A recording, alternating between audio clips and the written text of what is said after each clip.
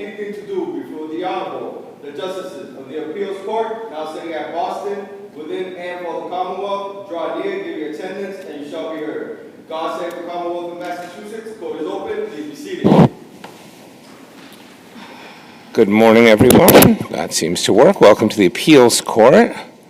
I am Justice Rubin. To my right, Justice Shin. To my left, Justice Singh. We are your panel for this morning. We will be hearing 6 cases. The rules are, as they always are here if you've been here before, 15 minutes aside. There is no rebuttal. If either side is dividing its time among parties, let us know in advance. We already have some notice in at least one case of that. We have read your briefs with care and are familiar with the facts, so you may want to get right into your argument because it's not much time. On the other hand, the time is yours to do with as you like. And with that, we will hear our first case of the morning, which is number 25844, ZHOU versus Lin. And we will hear first from, you'd think I would know the answer to this, although it's awfully hard to tell from what I've been given. It looks like we will hear first from Attorney Martin. Yes, Your Honor. Is that right? So, good morning, Your Honors, and may it please the Court.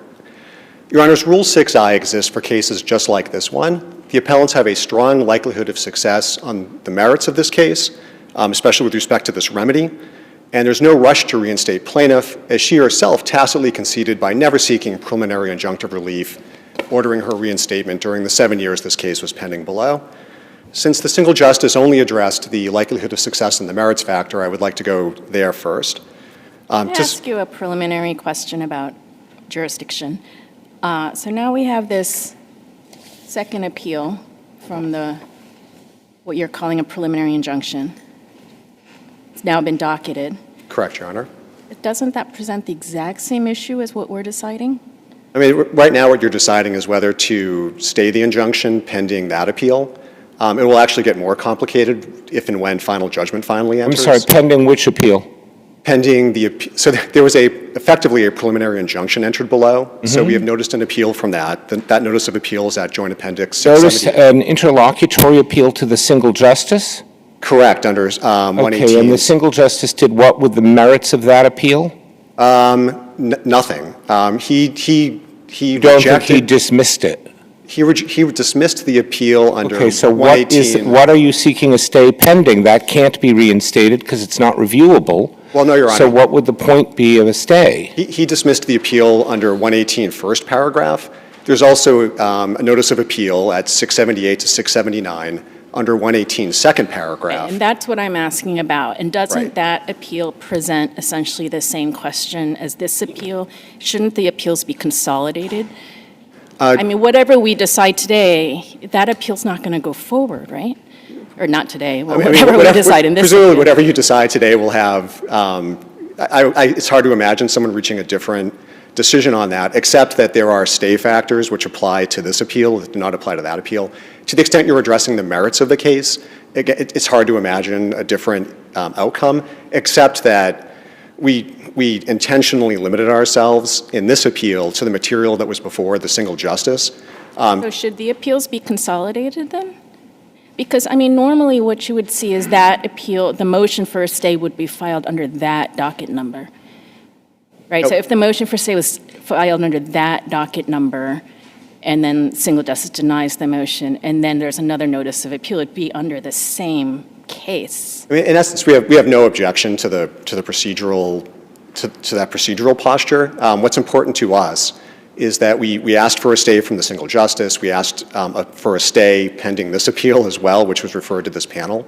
We're looking for immediate relief from the decision below ordering plaintiff's reinstatement, which we view as fundamentally legally flawed for at least 2 reasons, which are addressed in our brief.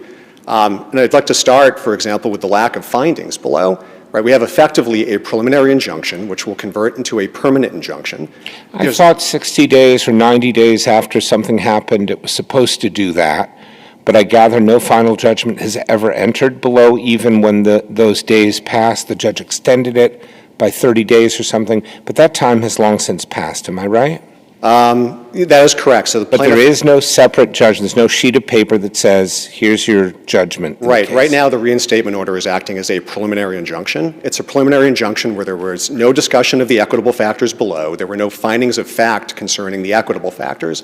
It's hard to imagine a preliminary injunction, or once it converts into a permanent injunction. And what is the difference between a petition under paragraph, I think you said 1 of 118, and an appeal under paragraph 2? And why was the stay application presented with the petition rather than with the merits of the appeal? It was presented in the alternative, Your Honor. And by the time it was presented to the single justice, there was a notice of appeal, the notice of appeal at 678 to 679. And what is the difference Under between a paragraph petition under 118 and an appeal, paragraph 1, and an appeal under paragraph 2? An appeal under paragraph 2 is reviewable by a panel of this court. A single justice's decision under paragraph 1 is not. An interlocutory appeal of a preliminary injunction to this full court is permitted? That sounds interlocutory to me. It is interlocutory, Your Honor. I mean, I thought injunctions were appealable, or denial of injunctions either way were appealable to the single justice. Am I mistaken about that? An appeal under paragraph 1 is. An appeal under paragraph 2 is not. I mean, certainly there's been no suggestion that our notice of appeal under paragraph 2 is subject to dismissal. In either case, Rule 6I, what we're here for today, specifically allows a panel of this court to consider an appeal from a single justice's order denying a stay pending appeal. And so this court certainly has jurisdiction to consider our Rule 6I motion appeal. Going back to the merits, right? We have a preliminary injunction with no findings, no conclusions of law, no discussion of the equitable factors. Under decisions like Brody, Pointer, Doe versus Weston, it is impossible to imagine this reinstatement order surviving on appeal. The repeated lesson from this court and the SJC is that equitable relief requires a discussion of the equitable factors and requires findings concerning the equitable factors.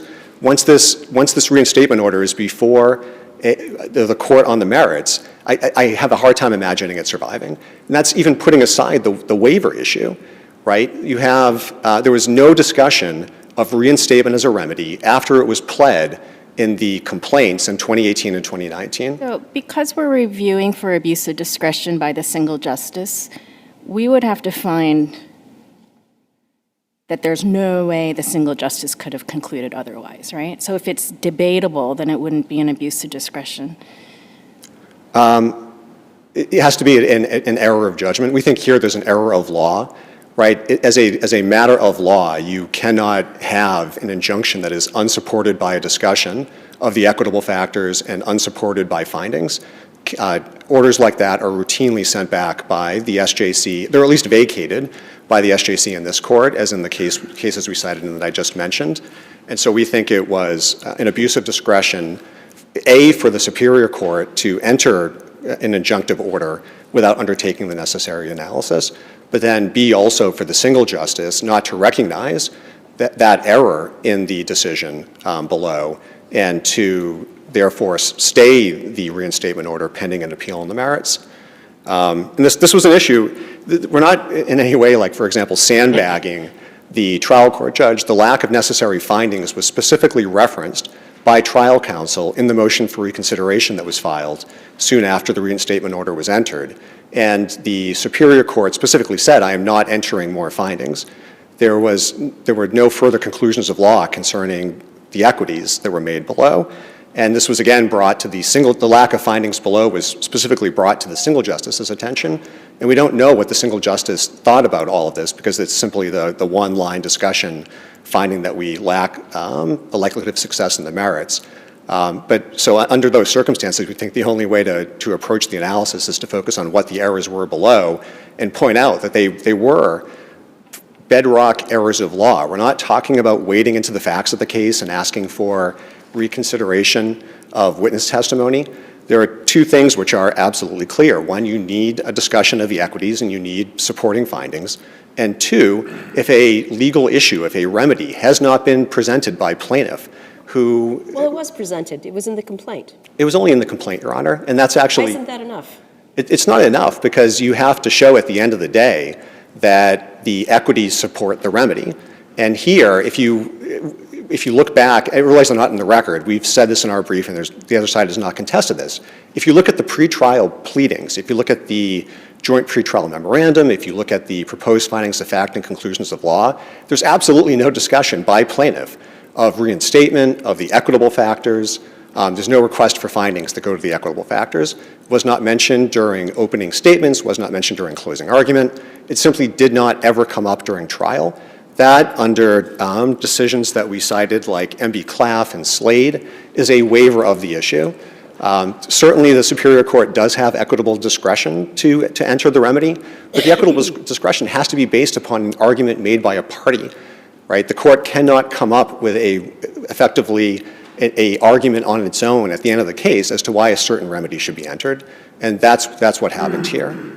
But isn't the question here, since it's abuse of discretion by the single justice in deciding that there was no, or that there was not a likelihood of success on the merits, we would have to find that it was beyond the scope of the single justice's discretion to conclude, for example, that even without that, a reviewing court would look at this and look at the equities as they are presented in the record and conclude, yeah, that sounds right.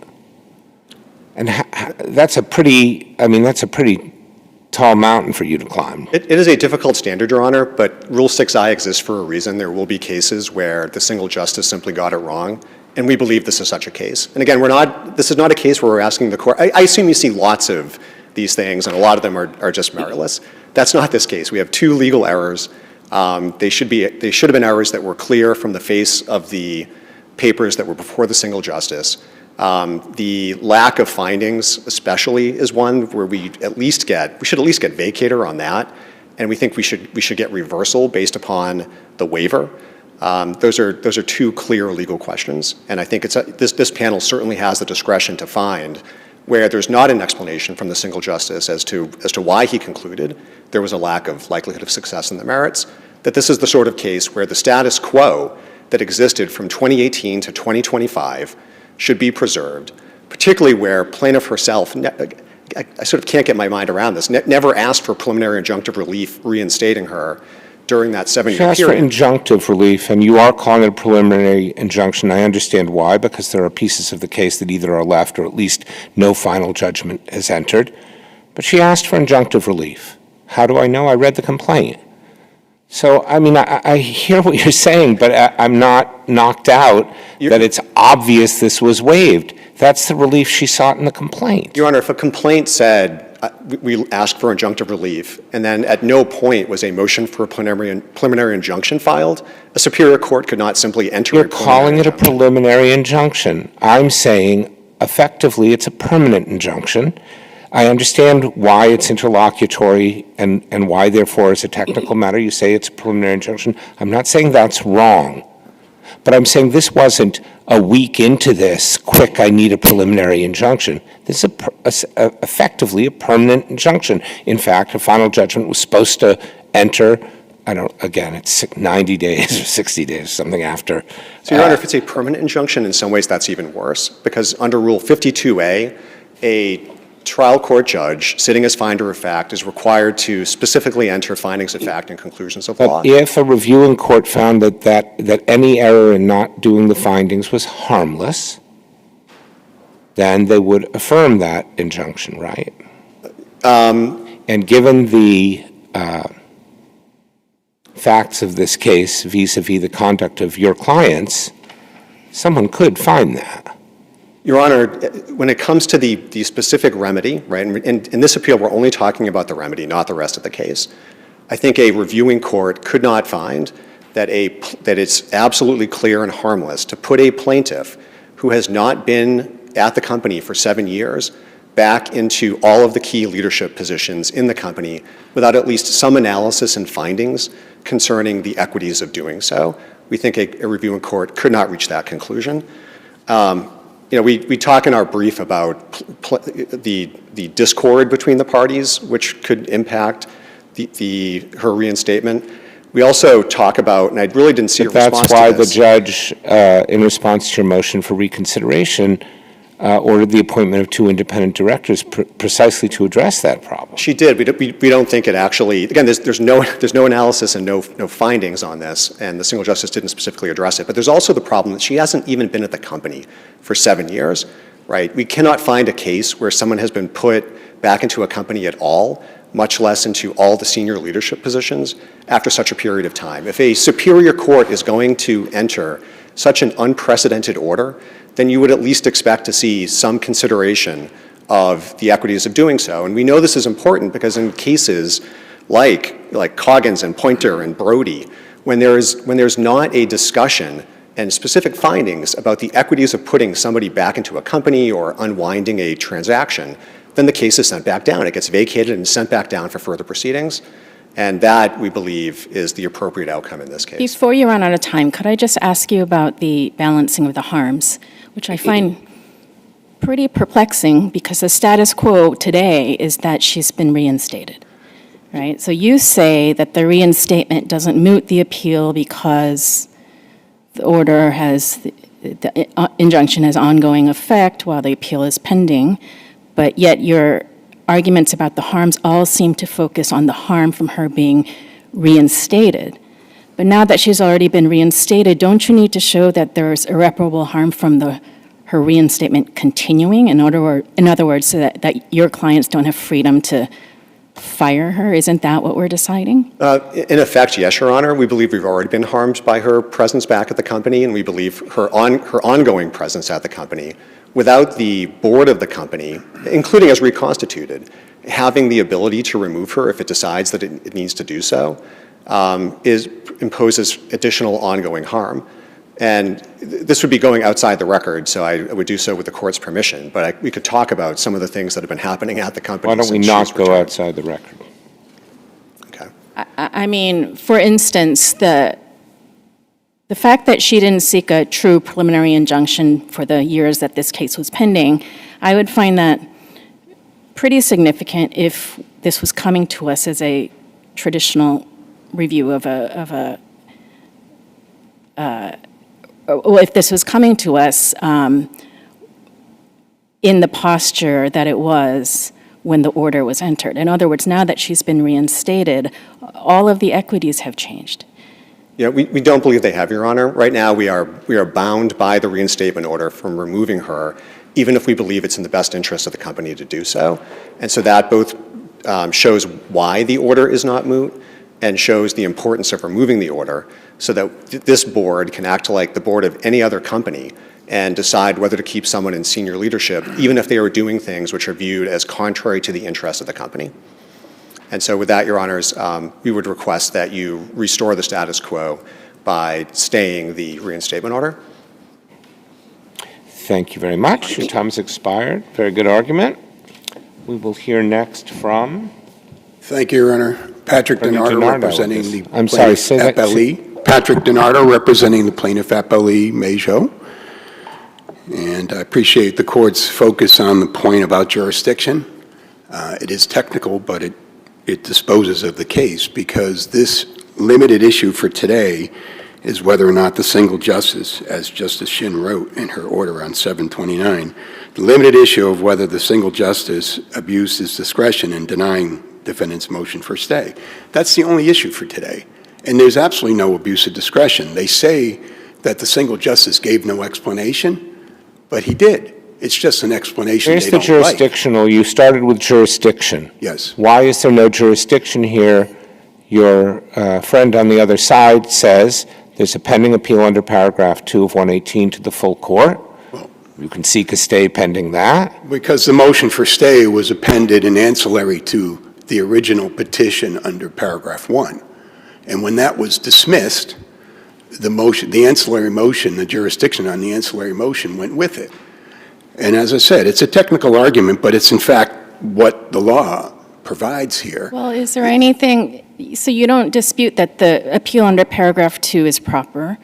Well, they've made an appeal under I paragraph don't 2. see anything that prevents them from filing a motion for a stay while that appeal is pending. I mean, it's a little strange, but It is strange, and it's death by 1,000 cuts. They can't accept the fact that they lost after a 24-day trial, and they are trying everything possible to well, spend that's our not what I'm client into asking. oblivion. If the other appeal, 25P1107, were before this panel, we would certainly have jurisdiction over that, right? Yes, and that's going to be briefed in the next few weeks, and I'm sure we'll Well, be it back on that. seems like it's going to be precluded or mooted by whatever we decide in this appeal. That's why I was asking whether the appeals should really be consolidated. Well, I think this appeal is moot, and we can deal with that appeal at the appropriate time. This appeal is moot, apart from the jurisdictional issue. This appeal is moot because my client's already been reinstated. The request here was to stay her reinstatement. That happened 3 months ago, and the sky hasn't fallen. She's gotten involved. She's rekindling the relationships that she created herself to build this company. And the notion that there are no findings or no equities to support the injunction, the reinstatement injunction, is nonsense. The judge wrote a 61-page decision, which she laid out all her findings and conclusions. And one of her findings was that our client had a reasonable expectation that she would have continued employment in a leadership role. And more specifically, she recited the email exchange with Mr. GOUGH, Defendant GOUGH, where he acknowledged she would have autonomy in running this particular entity, KL. And so it overstates the argument to suggest that our client for 7 years was on the outside looking in. In fact, the amended complaint was in August of 2019, and the case on the direct piece would have gone to trial in the fall of 23. Our firm got involved at that time when the attorneys for ZHOU decided to bring a second action on a derivative claim. And so that delayed the trial in 2023. But it wasn't a question of sitting on her hands for 7 years. In fact, she was monitoring the situation as best she could through discovery. But she didn't ask for a preliminary injunction, which to me is pretty significant. Well, she didn't ask for the injunction in part because it would have been futile. She was outvoted 2-1 on the board by her adversaries, and if she had taken over, she had tried to be reinstated at that point where a board was controlled by her adversaries, it would have been a fool's errand. Well, why couldn't that be part of the remedy, a preliminary remedy? Well, ultimately, it was. It was. I mean, for and 7 years she didn't later. seek the preliminary injunction, but that doesn't preclude her. I'm not aware of any law that would say that would preclude her from seeking the permanent injunction No, I'm that not, she and that's requested not in what her I'm saying, complaint. but it is relevant to the balancing of the harms. Well, that's true, but I don't think we even get to that point because the first element of the test for them to show that they have a right to relief here is that they could show a reasonable likelihood of success on the merits. And they can't. After 24 days of trial, 318 exhibits, a very well-respected judge on the Superior Court made her findings and rulings, and part of the relief she thought was appropriate was exactly what the SJC contemplated in the Brody case, was damages and reinstatement. And the equities are apparent in that 61-page decision. There was a wrongful termination as part of a corporate freeze-out. Do you disagree that the judge is supposed to go through and make findings with respect to the factors relevant to injunctive relief and that they weren't explicitly made here? Well, I think they were explicitly made in the sense that the court found she had a reasonable expectation to continued employment in a leadership role. She made that finding, and she made that finding in conjunction with a finding that she was to have some autonomy in running the Knowledge Link entity that she built herself. This whole organization was started in 2009 with an entity called CIBR, Cambridge Institute for Business Research, and my client was convinced to come on board with her adversaries here to help use her passion and dedication to education for children in China who wanted to come to the U.S. to take advantage of the American education system. And then after a few years, it became apparent that there were difficulties bringing high school-age children to America for educational purposes, and it made more sense to let them stay at home where they would be in their home environment and bring the American education to them. And so my client spent several years visiting well over 100 partner schools in China. This is the work she did to create this entity.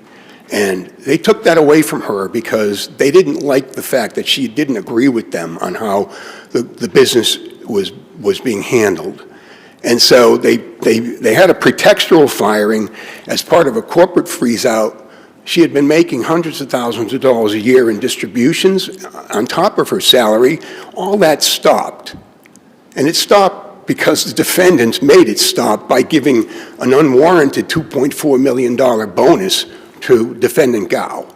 So the equities are apparent from the record that Judge Squires-Lee laid out in her decision. Wasn't the judge required to make findings about why the remedy is appropriate? And was there evidence presented on whether the equitable remedy would be appropriate? The case was all about the rights and responsibilities that ZHOU had and her rights to continued employment. That was underlying the merits of the claims, but there is no evidence put in as to whether reinstatement would be appropriate. I mean, oh, absolutely, Your Honor. The evidence was that the only way she could protect her 30% interest in these entities was by being there as and in charge of KL. Evidence at trial was legion about how much advantage the defendants had taken of this company and diverted opportunities to entities that are solely owned by them. The Shanghai New Orleans entity was one of the primary Why wouldn't damages be sufficient to make her whole? I mean, that's the question, right? It's hard. If you're not on the inside and trying to stop these things happen as they're happening, it's very hard after the fact to try to put the pieces back together as to what's going on. And so the best way for ZHOU to protect her interest in these companies is to be in a position to act on whatever decisions the defendants were trying to make happen. And that's why Justice Squires-Lee thought it was appropriate to have 2 additional directors appointed so that we'd have 2 independents, and that's imminent. They should be appointed, if not this week, within the next few weeks. And at that point, if they have issues with reinstatement, and not so much reinstatement, but ZHOU's performance, they can raise those issues with that board.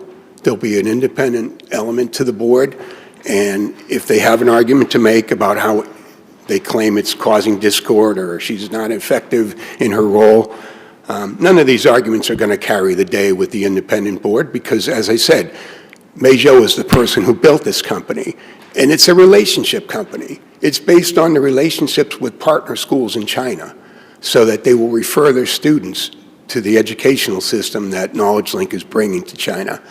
And those relationships depend. Well, doesn't that really depend on what's left? Well, I mean, we have no idea, and it's whatever's happened since the orders issued is, beyond the scope of what we know about. We have no idea. If this has to be built from scratch, seems like maybe that's one thing. If these relationships are already destroyed, that may seem like another, like figuring out whether it makes sense to reinstate someone to a company that looks like it's been gutted. That's why it's a decision best left tricky. to the board when the independent directors are aboard. They can make that call. Your Honor, I would submit that a lot of the revenues that KL earned today are based on contracts that were signed years ago. But maybe that's not in the record, and I won't go so far as to say that Can now. I bring but you as back? I said, Can I bring you back to jurisdiction for one Sure. second? So I'm now looking at the petition before the single justice and the alternative request for a stay, and this says, and you can tell me if this is accurate or not. This says that Lin and GOUGH filed an alternative motion to stay compliance with the injunction until all appellate rights have been exhausted in the trial court, and that was denied, and that this motion also was until all appellate rights are exhausted, which would include presumably the already filed panel appeal. Do you disagree that that was before the motion judge, or the single justice? Well, I think at the time, the only appellate rights they had invoked were under the first paragraph. So, as I said, I think the motion for stay was ancillary to that petition, and when the petition was denied, the motion for stay should fall away. But it still comes down to the fact that we have one limited issue here today, which is whether or not the single justice abused his discretion. And then, after a careful review of the party's submission, he reported that he found no likelihood of success on the merits. That ended the inquiry. He gave an explanation. They don't like the explanation, but he gave his explanation. He didn't need to say more. And on the equities and findings that this court made, it's quite apparent there was plenty of support for him making that decision. It wasn't an arbitrary or whimsical determination. Well, we have to look behind the decision, right? I mean, just because he cites the right legal standard doesn't make it unreviewable. Right, and I guess to the extent you were to find that there was some grounds for suggesting he abused his discretion, you could rule that way. But I do note the case law says it's the rare case where this panel would second guess the single justice, and this is not that rare case. There's nothing about this case that would warrant finding the single justice abused his discretion here. And if there are no other questions, I'm happy to cede my last 2 minutes.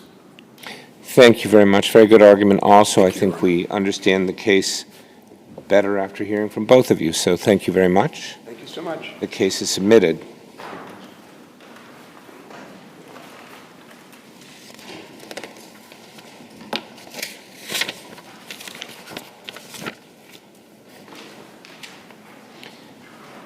The next matter is an impounded matter, so I remind the attorneys not to use names of the parties. It is number 25-156, captioned AB versus SS.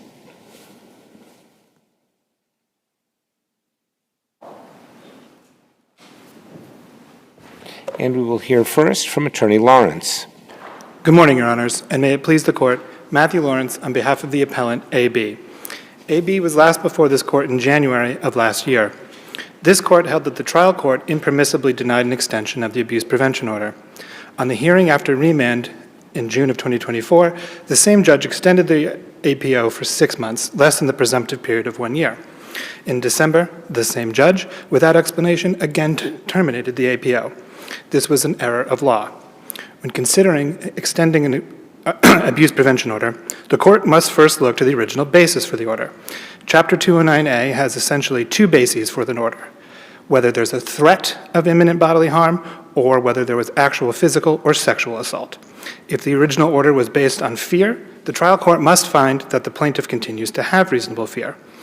As this Court clarified in LaToya, the case that issued after A.B. was last before this Court, if there was attempted or actual physical abuse or involuntary sexual relations, the abuse is the physical harm caused, and a judge may reasonably conclude that there is a continued need for the order because the damage from that physical harm affects the victim even when further attack is not reasonably imminent.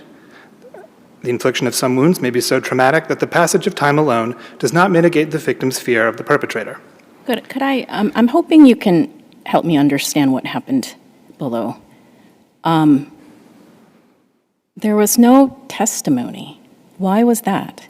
Your Honor, it's very common in restraining order cases that the court will proceed by representations of counsel when both parties are represented. My opposing counsel refers to the ZHOU case where the appeals court clarified that these restraining order hearings and abuse prevention order Shouldn't they stop doing that?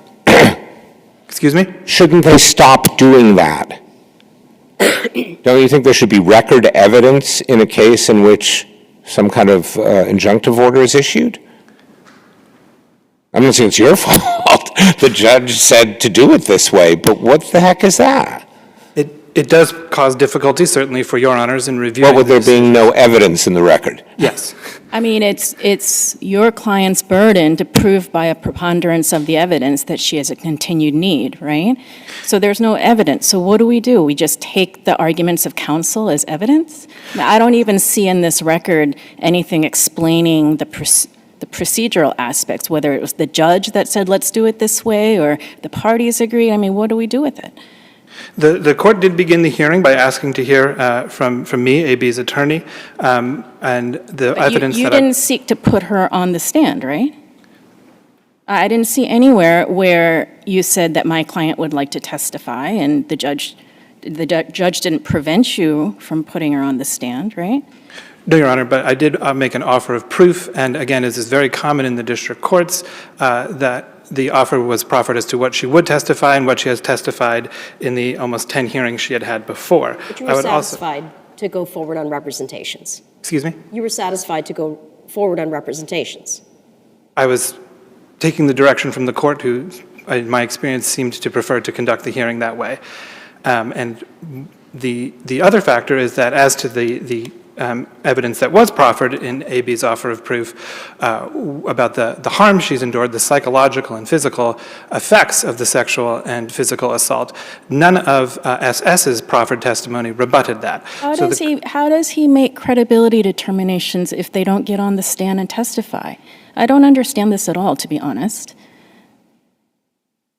I mean, I don't understand how we can determine whether your client met her burden of proof when we don't have evidence. Well, in Latoya, when AB was considering, or when this court was considering the prior hearings, the court focused correctly on some of the concerning remarks made by the judge and his misapplication of the standard, or looking for a standard. And so one of the things we're asking this court to do is that the trial court cannot evade review by simply refusing to hear evidence and refusing to actually make any findings. Again, I don't see where he said, I'm not going to hear evidence. He said, counsel, I'll hear from you, but he never said, I'm preventing your client from testifying.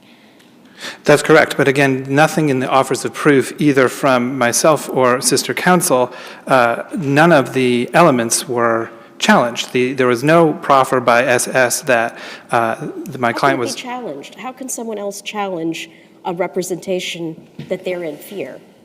I mean, that's... Well, he attempted to by improperly focusing on events that had happened long before the order was in place, and sort of mischaracterizing some interactions the parties had had long before the order was extended after remand in 2024. So given that there was no offer of proof before the court of anything that would rebut AB's proffered testimony of the ongoing harm. If she'd actually testified to that effect, the judge could still not credit that testimony. The judge would not be even if it was unrebutted, the judge would not be required to credit that testimony, right? No, he would not be required to credit it. But again, the judge cannot thereby evade review by refusing to issue any findings or credibility determinations. Well, the judge can't make any credibility determinations without hearing from any witnesses. Did the judge ask you to call a witness, your first witness? Because I didn't read that in the transcript. He did not, Your Honor. He asked me to. I have to say, I've seen this a bunch before. I've seen cases like this. We have a published opinion that then Chief Justice Green wrote from a few years ago that cautioned judges against using this really nonsensical procedure for a judicial proceeding.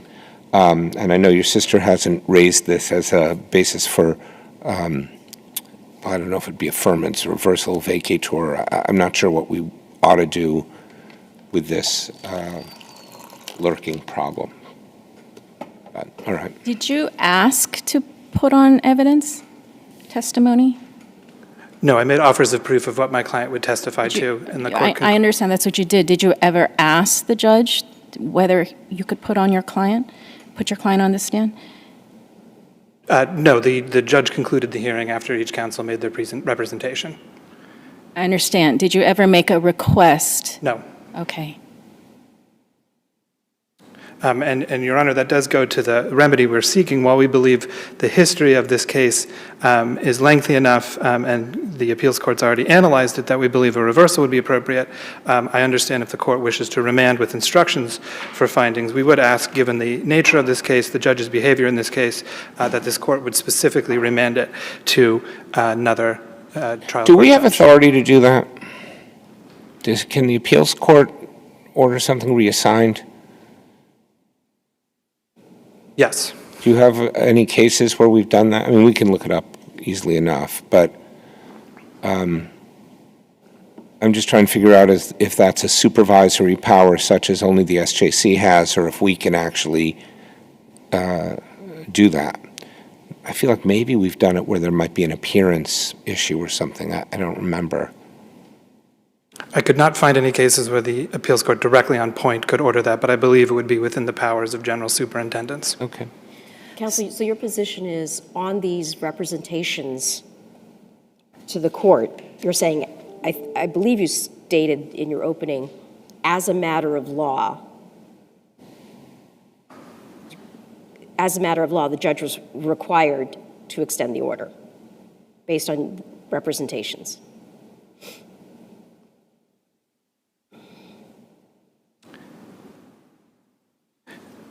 I would say that it was an error of law to refuse to extend the order given the history and given the uncontroverted proffered testimony that clearly met the standard as reaffirmed in Call Latour. that an error of law.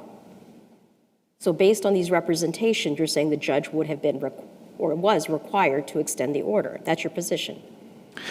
Based on the offer of proof for the testimony, which was uncontroverted, that would have met the standard as reclarified in Latoya, laying out the Callahan But you factors. also just stated that if they actually had, instead of going on representation, if the witnesses had testified and the plaintiff's testimony was uncontradicted, the judge would not be required to accept that testimony. I suppose the court could make a credibility determination, although that would be difficult, again, given the long history of this case, the instructions from the appeals court in Latoya, that it must accept that the abuse occurred, Well, it might accept that the abuse occurred, but the judge would not have to credit that these years later that she's still suffering from that abuse.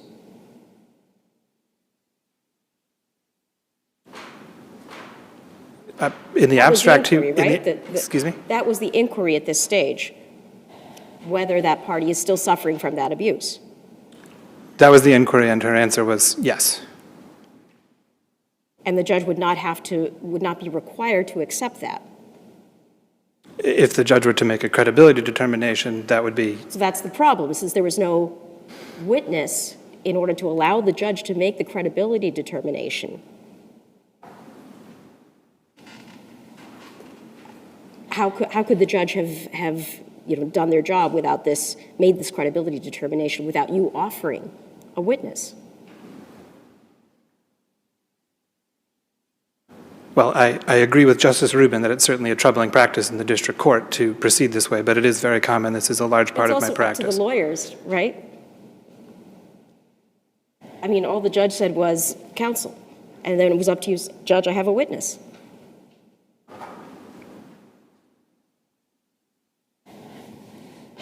I mean, we don't know, if you say this is the practice of the judge, I don't know how we're supposed to figure that out. Witnesses, the parties are sworn at the beginning. Of course, you do say, my client would testify, which suggests that, to me at least, that you thought the judge wanted to hear that, not the actual testimony. So I don't know. I don't know. Yeah, I don't know what to say about this. Was your client there, present at the hearing? She was, Your Honor. And was sworn. Yes. Was she anyone sworn for the other side?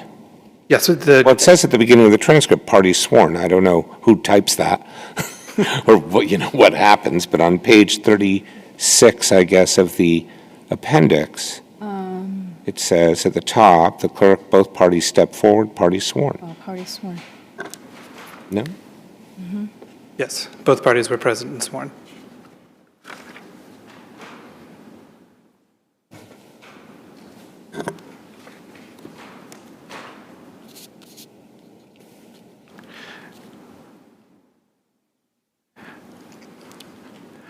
Again, Your Honors, the proffered testimony was very clearly with the standard that was clarified in her own case.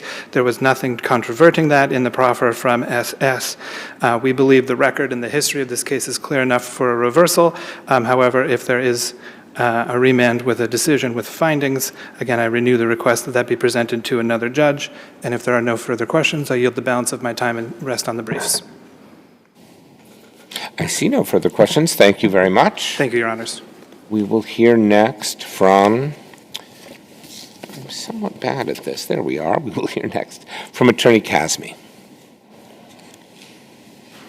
Good morning, Your Honors, and may it please the Court. My name is Noor Kazmi. I represent SS, and just for ease of argument, I will be referring to the parties with their trial court roles, plaintiff and defendant, if that's okay with the Court.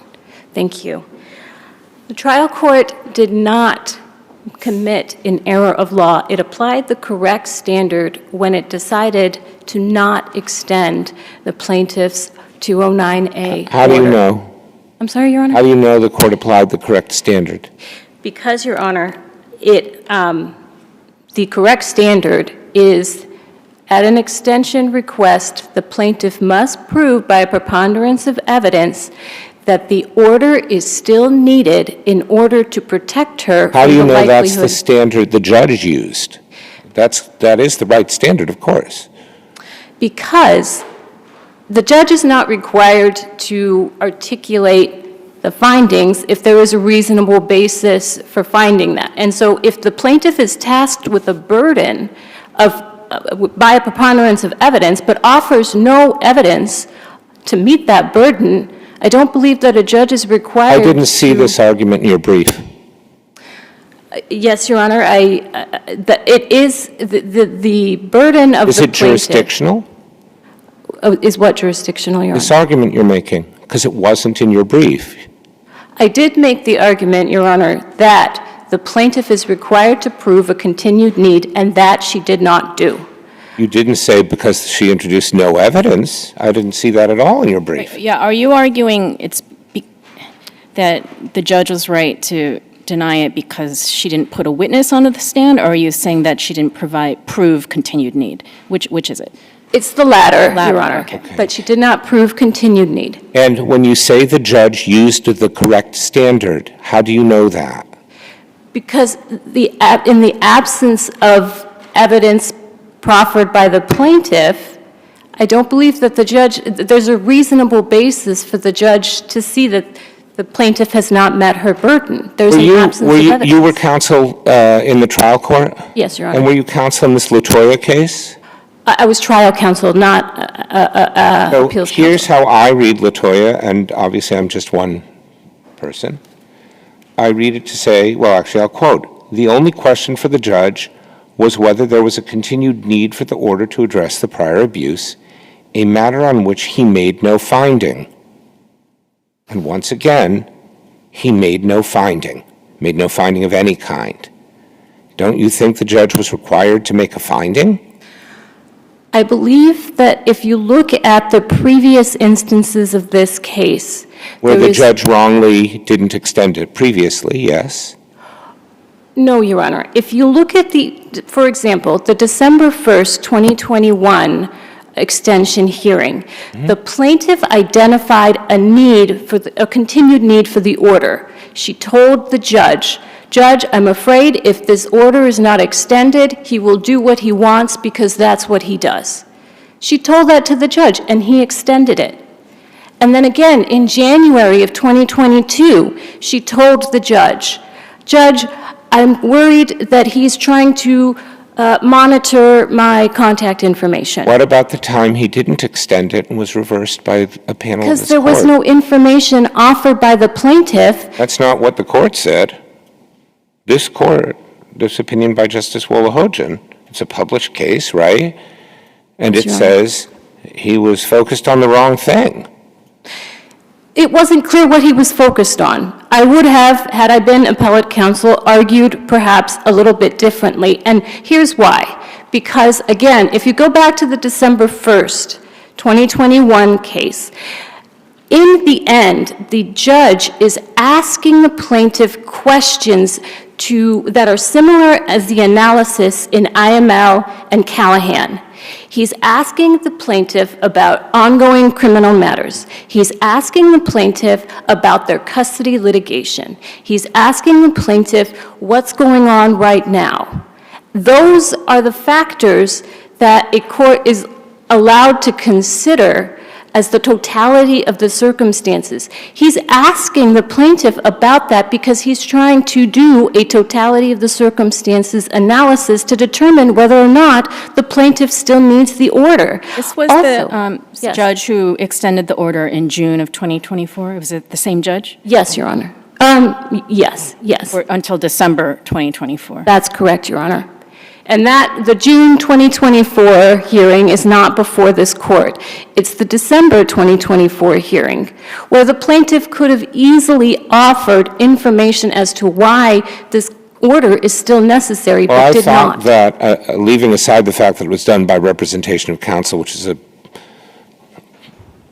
serious problem, but leaving that aside, if the judge was considering the representations of counsel, the counsel did say that the plaintiff would testify that she continued to suffer injury from the original abuse, that she continued to seek medical treatment, so she's still having some effects from the abuse. Why do you say that's inadequate? Because that's not the standard, Your Honor. The standard is to protect her from the likelihood of abuse. That's IML, that's Callahan, that's even stated in Latoya A L. continued need for the order to address the prior abuse. Right? You don't have to show that you're about to be abused again. No, Your Honor. And that's very clear, that the standard is not to show imminent harm.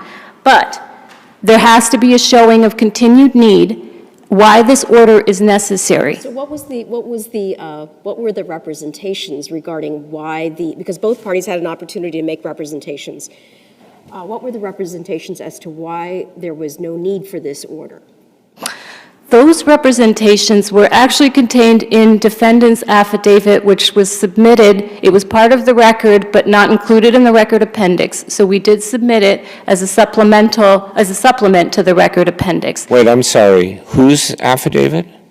The defendant's affidavit. Well, the defendant isn't. How would the defendant know what the circumstance of the plaintiff is? The question is about the plaintiff's circumstance, isn't it? Oh, I'm sorry. I thought the question was about the circumstances of the parties. That was my question. In terms of the totality of the circumstances, what the judge is asking, what's going on between the parties right now? What is the likelihood that there will be continued ongoing conflict of that nature? Is that what the affidavit addresses? Yes, Your Honor. It talks about how during the time that the restraining order was in place, there were numerous allegations that the plaintiff made, which ultimately were unfounded. Many did not even reach the complaint, the clerk magistrate phase. I don't think it's for us to figure out what's founded and unfounded. If you read the Latoya opinion, it sounds quite bad. If we read your brief, of course, it sounds quite harmless, right? I mean, we don't know anything about that, actually. I do note that counsel did also say the parties are still involved. They still have a minor child in common that they need to have parenting time exchanges with. Even when this order was not in effect, while it was pending the court of appeals, the probate court judge, knowing the history of this case, still required the parties to exchange at the police station. Now, a reasonable inference from that is that there is some basis for fear on the part of the plaintiff. I assume that's why the lawyer is saying this. Your Honor, as I noted in my brief, the parties actually came to an agreement to change part of that in the probate court so that the child could do pickups and drop-offs. Is that in the record? It's. Did the judge know that, or it's out, or you mean since this? I believe that was during argument on one of the hearings in the trial court, Your Honor, but I cannot point to the record. I would be happy to submit a letter if it's been identified in the record. No, that's okay. We have the record. Thank you, Your Honor. But the court is also allowed to consider the party's demeanor outside of court. and that's the RV versus SV case. And the party's demeanor outside of court is also what is explained in defendant's affidavit. There was 2 years, Your Honors, where there was no active order in place, and during that time, plaintiff had no information. She couldn't even offer that the defendant looked at her the wrong way. And as argued in You think she might have been in fear anyway? She may have been in fear, If Your she's Honor. in fear because of what happened initially, even without a risk of imminent harm, that might be a need for a protective order, right? It might, but she has to articulate that. For example, in the Callahan case, the court was able to find that plaintiff would have suffered, her sense of security would have been diminished if that order were to expire. And in here, there's no information whatsoever about how plaintiff was affected by there being no restraining order in place for 2 years. And that's also an analysis. So the judge... That has nothing to do with anything. The judge didn't extend it. It was on appeal. Telling me that there was no more violence during this 2 years doesn't really go to the question. She doesn't have to show an imminent risk of violence. But that she has to show that her life was affected by there not being an active order in place. And she needs to be protected by this order. Just like in the Callahan case, where her sense of security was diminished. She offered no information. Maybe I missed the answer. I asked you about the making of a finding, that LaToya seems to require a finding by the judge, and the judge here assiduously avoided making any finding. Any finding. Does the judge not have to make a finding? I understand maybe in some ordinary case, but we already have a decision in this very case saying he has to make a finding. Again, Your Honor, I would submit that in the absence of any credible information to satisfy plaintiff's burden, I'm not sure what finding that the judge would have to make. No, there's no need for it. Isn't that implicit when the judge declines to extend a restraining order, that there's no more need? Well, I don't know. Since one time, at least, this same judge used the wrong standard, it's not clear to me that it's unnecessary. I don't know. The court said it was necessary last time.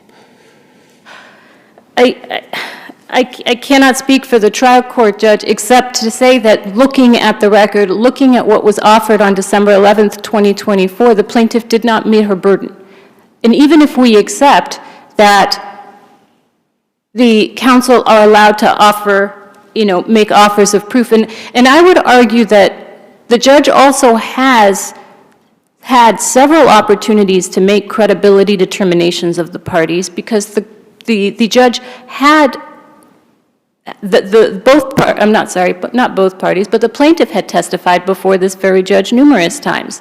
And in these types of cases, when the judge needs information, the judge is free to ask directly of the parties and to inquire of the parties on their own. And in fact, I think that the judge had done this in several different instances, certainly in December of 2021, when he was asking the plaintiff about these factors to determine the totality of the circumstances of the relationship of the parties. What is it that we're supposed to do in this appeal? We take the representations of counsel as true on both sides and then determine whether, based on those representations, the plaintiff met her burden? I don't have an objection to taking the representations of counsel, and I say this because, as I cited in my brief, the ZHOU case states that these types of hearings, they're sensitive in nature. When you come before the court, there's a whole, seating area full of people. You're talking about the most sensitive, intimate, in this case, an allegation of sexual assault. It can be effective, it can be time efficient for the counsel to make proffers, and then for the judge to ask the questions of the parties directly if there's a credibility issue or if they need additional information in order to make a determination. So I don't think that in every single case we have to have these plaintiffs testifying for those reasons, Your Honor. So accept the representations of counsel. I think in this particular circumstance where the judge has already had the opportunity to hear plaintiff several times, and I believe has already made credibility determinations, and those were in the prior hearings, when he made comments such as, I'm struggling to find fear in this, and, trying to explain to the plaintiff the relevance of the questions that she refuses to answer. Well, I've just looked at the affidavit from your client, and one of its points near the end is, I have never laid hands on the plaintiff and have never taken actions to put her in fear of her physical safety. With that before the judge, how do we know the judge didn't say like, oh, okay, then there's no need for this order at all? There were no findings saying what the judge concluded. The case law is clear that we cannot relitigate. That's right, but it was clear before the original time the judge asked about imminent harm.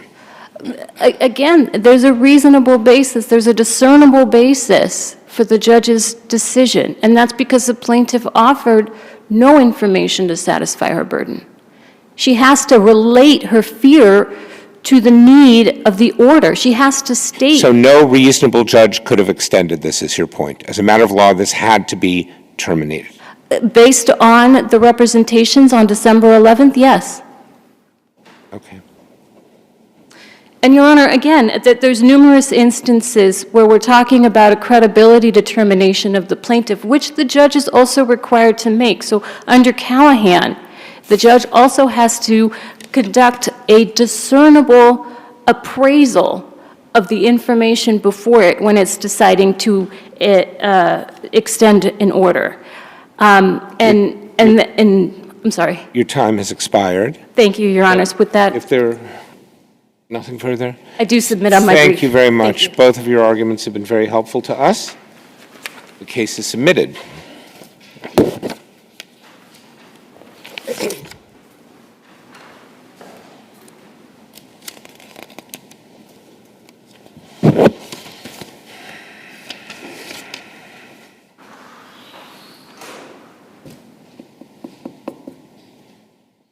The next matter we will hear is also an impounded case.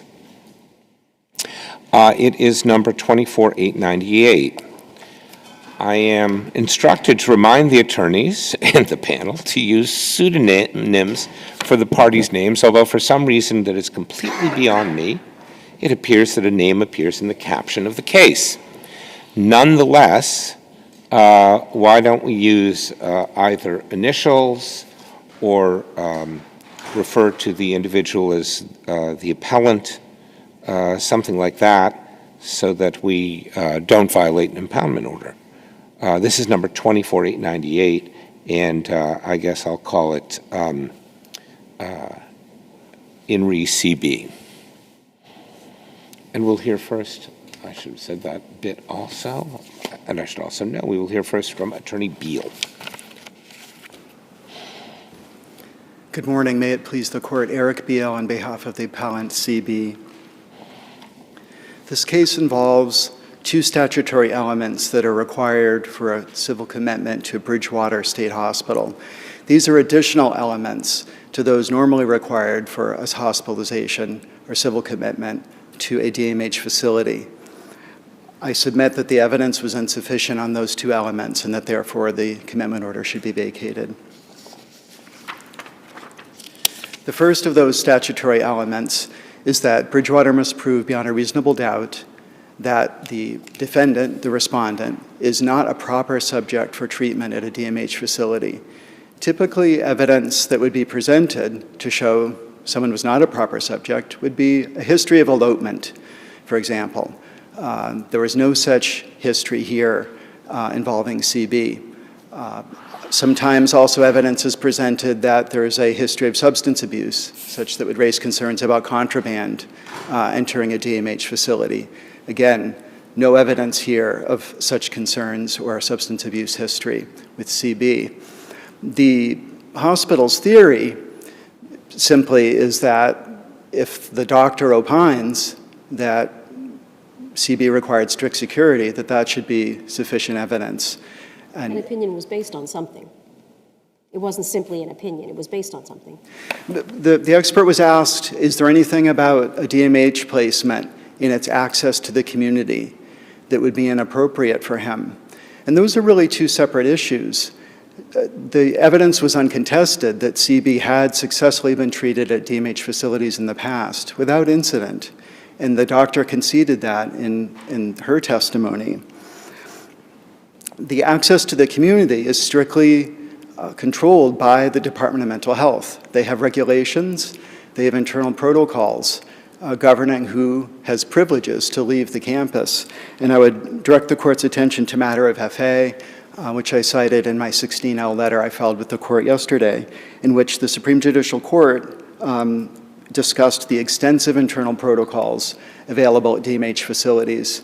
And I would note in that connection also, Your Honors, that the Department of Mental Health and their locked psychiatric facilities, they manage patients every day who are suffering from paranoia or delusions or other forms of mental illness. That's what they do. And if a patient is unable to be treated at a DMH facility, Chapter 123, Section 13 allows the facility superintendent to transfer that patient to Bridgewater. So there's a safety valve. And in this case, there simply was no fact evidence that would have shown beyond a reasonable doubt that CB could not have been hospitalized at a locked psychiatric hospital. Do you think it's proper for the expert to consider the nature of the charges? The charges are important, and they're serious charges in this case. The expert may consider them in forming their opinion.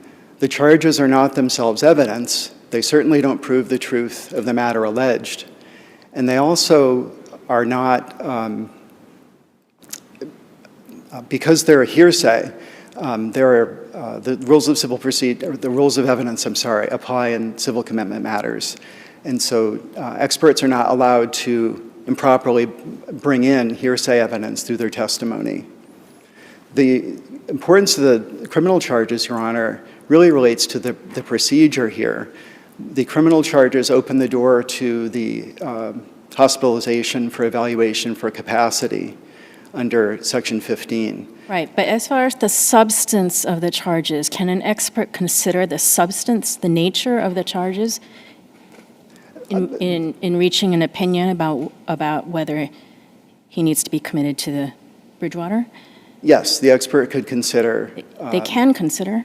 The charges are what the allegations are, but those allegations are not facts. So I thought your position was that proof beyond a reasonable doubt of the need for essentially incarceration at Bridgewater due to risk of harm to others couldn't be based on the mere allegations without sufficient evidence in the record to demonstrate to the judge these allegations actually happened. That's correct, Your Honor. And that's... So the expert can take it into account, but the judge then has to have more in front of her or him to say, okay, and those charges are true.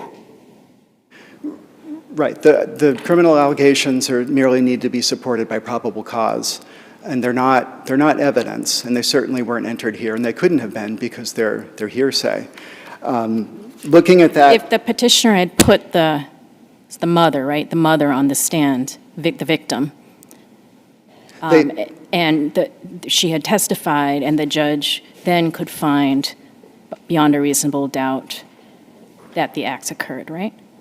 I mean, the problem here is that there was no fact witness that was ever put on. yes, Your Honor, there were no precipient witnesses to testify as to any violent behavior.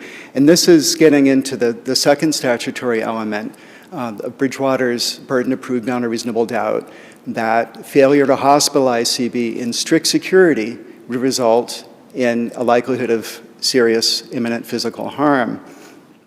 And in matter of JP, the Supreme Judicial Court held that the determination of harm is a matter of law for the judge.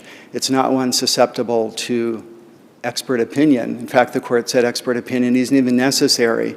And I submit to the court that if expert opinion is not necessary to show likelihood of harm, it cannot be sufficient by itself. The hospital needs to prove its case. And typically how that's done in these cases is, as Justice Shin noted, to call fact witnesses. Well, the expert depends what, that doesn't follow that because it's not necessary, it can't be sufficient. Let's say the expert said, well, I've treated this person 8 times in the last 15 years, and it's because of the horrible record of violence that I know of, not just from charges, but from, right, presumably that would be adequate. Yes, Your Honor. I mean simply opinion evidence in the absence of any factual evidence. Some defendants who are committed to Bridgewater have been found not guilty by reason of insanity, and then there's a factual record of what the crime was and that they've essentially acknowledged the sufficiency of the evidence. In other cases, including the Rosenberg case cited by Bridgewater, again, there is evidence where the defendant was found responsible for murder and kidnapping. There are no such facts here. There are simply the allegations of the criminal complaint and the expert's opinion. And I would also note that where Bridgewater relies on what they assert are the absence of overt facts, or that overt facts are not necessary to be shown. The Rosenberg cases from 1992, I submit it's no longer good law after matter of GP. And matter of GP discussed the definition of harm that's applicable here. Practitioners, we refer to these as prongs. It's the second definition of Chapter 123, Section 1, also called prong 2. And the statute says that there must be evidence of a substantial risk of physical harm to other persons as manifested by evidence of homicidal or other violent behavior. So the plain language of the statute itself requires such evidence. And in matter of GP, the Supreme Judicial Court said regarding that language that the legislature's use of the word homicidal in phrases such as violent behavior signifies an intent that the evidence of conduct reflecting a substantial level of force and intensity be presented. There has to be fact evidence of violence in order to meet that standard. That evidence was lacking here.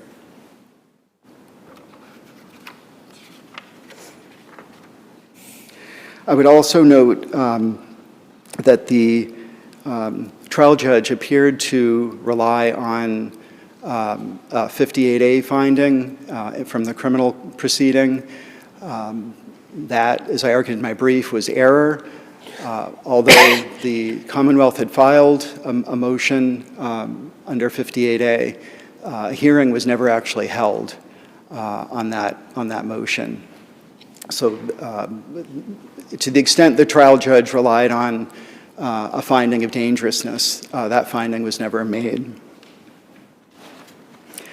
And I would also note for the court that Bridgewater, its theory of the case really is that there's no requirement to show evidence of violence, and that's on page 37 of their brief. And I hope I've been able to explain to the court that under the plain language of Chapter 123 and the relevant judicial decisions interpreting it, it's Bridgewater's burden to prove violent behavior under prong 2, and that would involve calling witnesses to testify to that.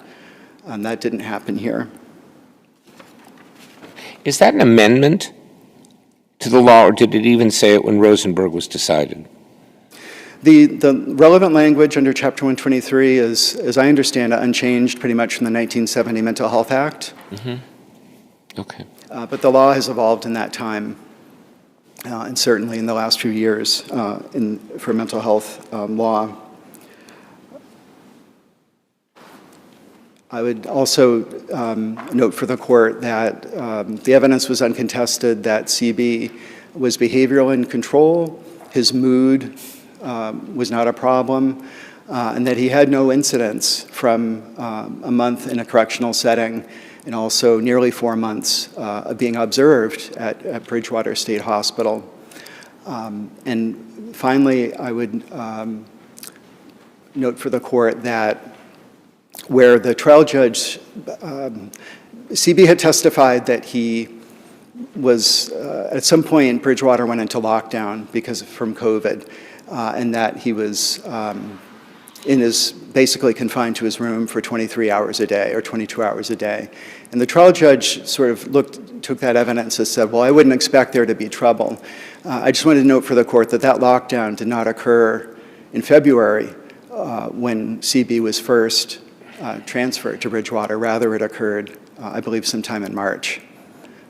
So to the extent the trial judge was relying on that, I would submit that was also an error. If there are no other questions from the panel, I would rest on my brief. Okay, thank you very much. Very interesting case. Good Thank you. argument. We will hear next from Attorney Conlon.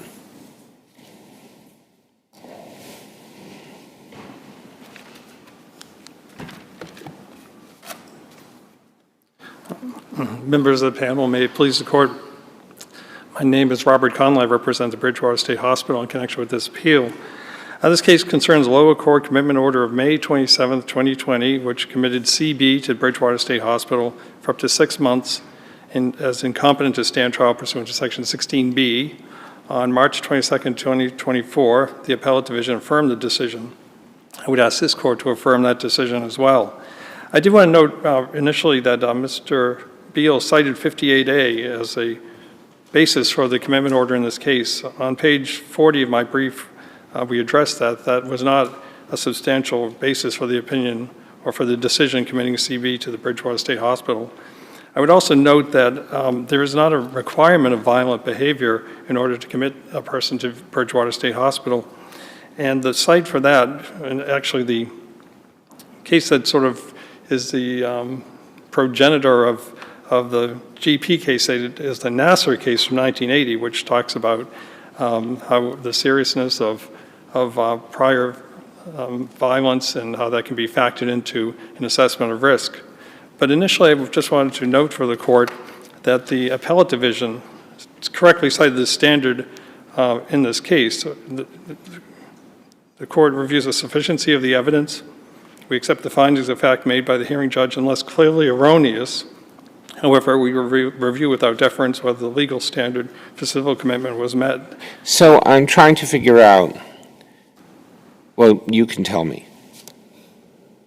Presumably, in order for someone to be a risk of harm to others, that means there has to be a risk of violence. I guess I can agree with you, it doesn't have to have occurred yet, but there has to be a risk of violence, and that has to be shown beyond a reasonable doubt. Do you agree with that so far? Yes, Your Honor. Actually, the standard is that it has to be a reasonable, let me just make sure I have the language correct here.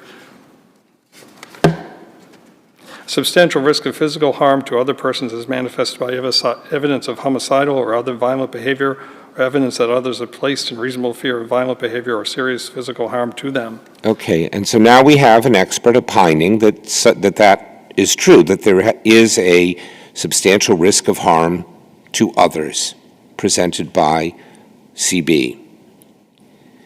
What is the basis for that judgment that would allow the judge to conclude beyond a reasonable doubt that's right? Well, Your Honor, it's a number of factors, and it's hard to quantify exactly what a professional doctor considers in terms of their assessment. But in this they have to there has to be something in the record. That's correct, Your Honor. And in this case, Dr. Kelly met with CB, interviewed CB, reviewed relevant records, took into consideration that he was facing serious charges in this case that included assault to kill, allegations of strangulation. In the record, CB acknowledges that these are allegations. However, he does acknowledge the allegations. And these factors, Your Honor, basically coincide or are taken into consideration by Dr. Kelly. Okay, I agree with that. So far, the only violence you've mentioned, although I'm interrupting you, I'm sorry. There may be other acts of violence. The only acts of violence to which, or risk of violence, anything about violence, actually testified to by the doctor is these charges. Is that right? Well, Your Honor, there are other charges that were factored in by Dr. Kelly in terms of her assessment. The CB had been at Bridgewater a year prior to this commitment, back in 2018, I believe, actually 2 years ahead. And at that time, he was facing criminal charges of a different nature. The charges in this case... But I didn't see that mentioned in the testimony. It was maybe mentioned that he had been at Bridgewater before, but I didn't see anything about violence. All I saw was highly paranoid, very suspicious, easily triggered, things like that. Well, But the fact that the trigger would lead to violence or reasonable fear of violence, all I saw, and I may be wrong, I didn't see anything about the prior charges.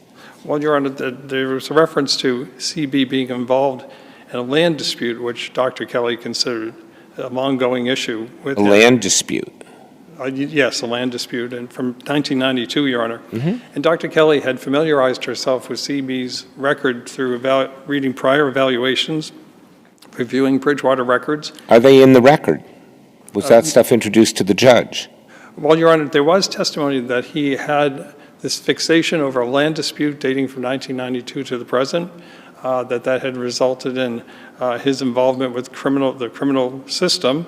They weren't explicitly testified to because we didn't have that direct testimony, but it went into the opinion of Dr. Kelly that CB, given his present state of mental health, constituted a danger to others. And what's important to I'm note, Your asking Honor, you repeatedly, what is the basis for that? You're telling me a land dispute, but there's no record of violence before the judge. I mean, we get people in here, it won't surprise you, who appear to be obsessed with cases from 12 years ago, and God willing, they're not violent, right? So that doesn't really, unless there's charges of violence or evidence of violence, it seems like it's just the charges, and you did mention the charges. Right. Can the charges be enough to support an opinion by a doctor and then have it proved to the judge beyond a reasonable doubt when they're just charges? Yes, Your Honor. How? Well, Your Honor, there's probable cause behind the charges. Probable cause. Yes. So this is an individual who was in front of the Orange District Court in January 23rd of 2020. He was sent down to Bridgewater at the request of his defense attorney, and this is in the record, for evaluation of his competence to stand trial in connection with these charges. He was held without bail. Dr. Kelly met with him. Dr. Kelly then employed her risk assessment. And Your Honor, commitment isn't about just past violence. It's about future risk of violence. And that, I believe, is cited in my brief, Your Honor. But here, Dr. Kelly, and the Nassar case is directly on point, Your Honor, where it talks about the importance of assessing what the charges are, how they factor into a risk assessment. And in this case, Dr. Kelly noted that CB was displaying symptoms of heightened suspiciousness, sensitivity to threats. He wasn't accepting psychiatric medications, Your Honor. He didn't see a mental health problem. He didn't see that and she said this in the record, Your Honor, page 41. He doesn't see that he is currently having risk factors for violence and therefore is not willing to manage them. There's a precedent to this case, Your Honor, in the sense that, as I mentioned before, CB had been at Bridgewater for several months, I believe in 2018. You only get into Bridgewater if there are criminal connections. Let's concede that he's mentally ill, seriously mentally ill. That's correct, Your Honor. You're still trying to lock him up because of a risk of harm to others. And I'm just not hearing, I'm not saying you couldn't prove it beyond a reasonable doubt. Maybe you could. But you didn't put in any document or any precipient witness or anything, so far as I can tell, that would allow the judge to conclude, oh, these allegations I find beyond a reasonable doubt, they happened. And therefore, I accept the expert's opinion. That is not required, Your Honor. As the Rosenberg case has been cited, And I believe the JD case, there's no need for recent overt acts of physical violence in order to commit a person. You just told me there has to be either violence or reasonable fear of violence. Well, there has to be evidence of it, Your Honor. There doesn't have to be proof of it, absolute proof of it. It's a factor in terms But they have to, the judge has to find, my concern is just bootstrapping an allegation that hasn't been proven in court or pled guilty to, bootstrapping that into what amounts to incarceration. And I don't see how you can take a probable cause determination and say, oh, with that, I find beyond a reasonable doubt that he is a harm. We don't know if that's the basis of it, past violence, and that does seem to be the basis of the doctor's opinion. I just don't see how you can, without a recipient witness or someone, bring the mom in, bring, any piece of evidence, a photograph taken by the police, like I don't know what the government has, but something, so that a court could find, oh, no, I see this. That's what concerns me. Well, Your Honor, I believe that case law supports the proposition that the allegations are sufficient at this point in order Show me a case that where mere allegations are sufficient to put someone in Bridgewater under the statute. Your Honor, I would refer to my brief on that question. At this point, Your Honor, I did want to note that what was important to Dr. Kelly's risk assessment was the way that CB was presenting. She documented and testified to his presentation as being threatening to others, and that he did not know how to manage these risk factors. Presentation was threatening to others? Where's that testimony? Well, as I mentioned before, Your Honor, she noted that he did not have the capability to control his behavior and to manage his risk factors. He doesn't see that he's currently having any risk factors for violence and therefore is not willing to manage them. As I mentioned before, Your Honor, Dr. Kelly was familiar with CB's past by going through Bridgewater records and looking at prior evaluations. The existence of these allegations, Your Honor, again, are a factor that go into her analysis of the case. The fact that he was acutely symptomatic of his illness, not treating for it, had a past record of... If the doctor had said, and I've treated 42 people with this same constellation of symptoms and same diagnosis, and in my expert opinion, the risk they present is an enormous risk of actual physical violence against people. When I see the paranoid behavior, I know that it doesn't end with, deep frustration, angry letters to the editor. It ends with physical violence. And so even though I don't know if this person had any before, they have a disease that manifests in my expert opinion, physical violence. But there's nothing like that here. Well, Your Honor, she did testify that in her opinion, he constituted a danger to others at that point, a second-pronged case. The doctor's qualifications are stipulated to. She, had credentials in terms of this type of forensic evaluation. The court credited that, Your Honor, I think for very good reasons. CB did not have an insight to manage his illness at this point. He had been locked down in terms of COVID being a situation at that point, but the record showed that he had been in a strict security setting and that was responsible in light of the fact that he wasn't able to control his own behaviors, that the strict security environment of first the House of Correction and then Bridgewater State Hospital were what were controlling his behaviors and achieving this behavioral stability. It wasn't self-generated. He didn't have insight into his illness.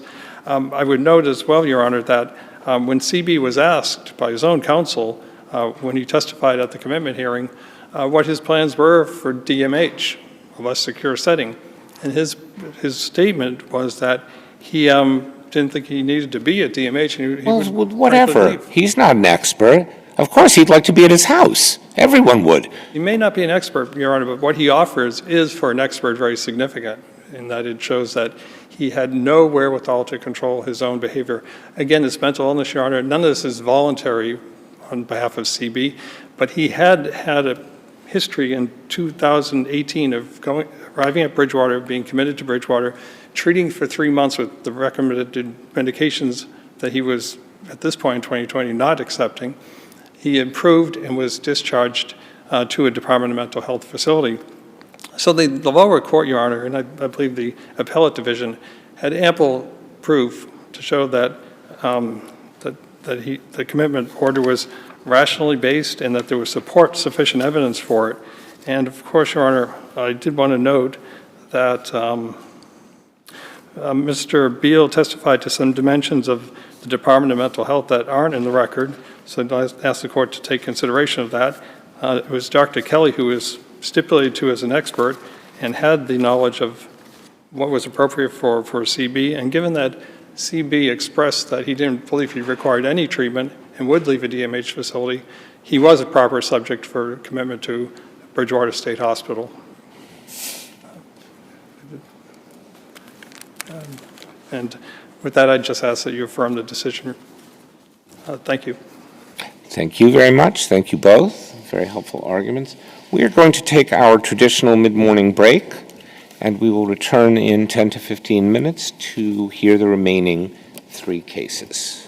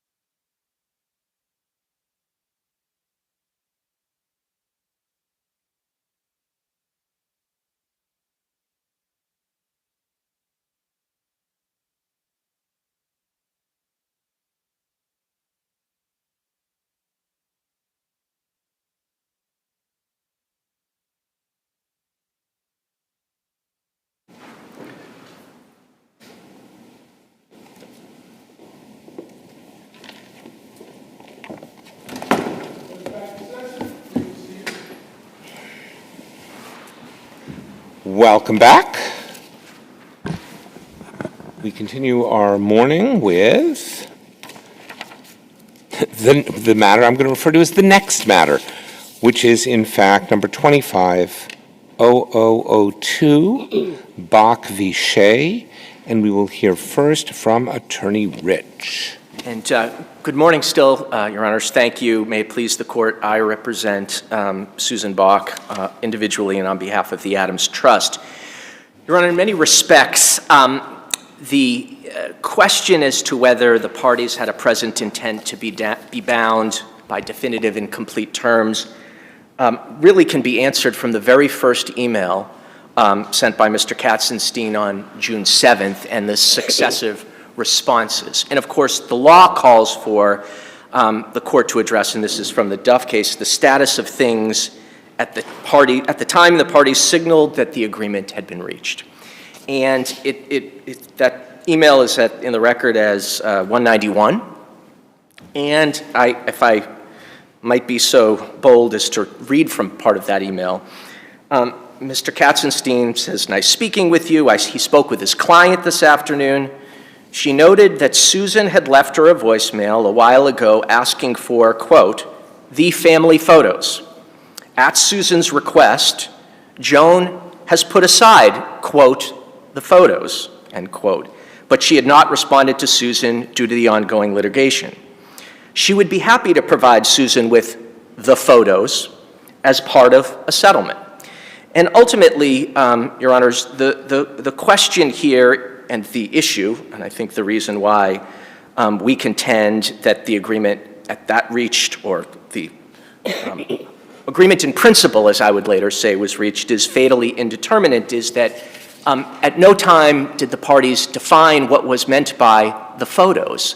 And as we know from the successive interactions between the parties, that clearly was a point that the parties never had a meeting of the minds, or at worst, there was a mistake as to what the understanding of the photos was. I didn't see where the first argument was raised to the judge, and that's not how the judge analyzed the case. So why isn't that question waived? It seems like what was argued below was mutual mistake or failure of consideration. I think, Your Honor, if you look at the brief that we filed, our position was very clear that the parties had did not agree on what was meant and what was going to be supplied, and we took that position. I think the hearing transcript reflects that. I think our brief reflects that. Hearing transcript seems to be pretty clear that the two issues that were raised were mutual mistake and failure of consideration. When you refer to your brief, you're referring to your opposition to the emergency motion? Correct, and the motion for reconsideration that followed, yes. I think we just have the opposition but not the supporting memorandum. So, but when I look at just the opposition, it's 2 pages. Was there a memorandum filed with this, or is this it? This might be. Is there a memorandum that was filed to this 2-page opposition, or is it just the 2-page opposition? It was simply the opposition, Your Honor. Okay, so where, on an emergency basis. where in it does it say that there wasn't an agreement on the material terms of an agreement? Your Honor, I think.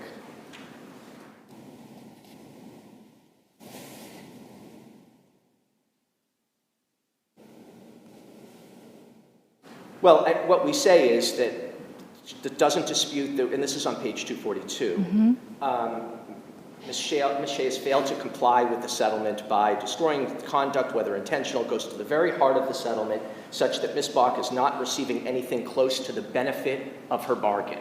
And that, perhaps inartfully, is intended to say that the bargain that she thought that she was reaching, which was to receive the photos, she never received because there was apparently this misapprehension about Okay, it seems like there's an open factual question lurking here somewhere, and I'll ask opposing counsel about it too.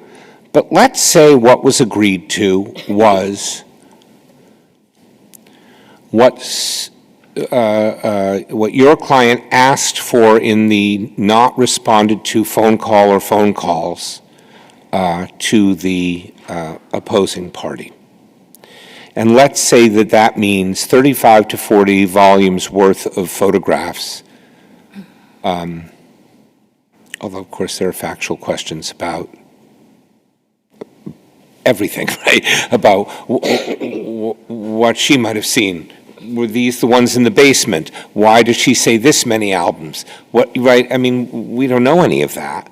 But let's assume that we were to assume or say, I don't know if we even can do this, that it was exactly what you're saying, 35 volumes worth of photographs. And let's say, although it wasn't squarely raised in those terms until pretty late in the day, let's say we were to conclude, in the end, that is not what was presented to your client. And so you come in and you say, this agreement, we had an agreement for 35 volumes, and we're being offered 350 or 400, whatever the total number is, photographs. And that, never mind 60 years worth of how many, that's not 30 volumes because each volume holds more than 10 pictures, whatever. Okay, you have some evidence of that. Yeah. Why would that render the agreement void rather than just being a breach of the agreement that you can, I think probably still, I don't know about statutes of limitations and so on, you can simply bring that later and get whatever you can get for the breach. And I understand it's, one can argue it's irreparable. You seem to concede that these other ones no longer exist. And so I don't know, all you can get is money damages, I guess. But why isn't that your remedy instead of saying we didn't, this agreement is now void?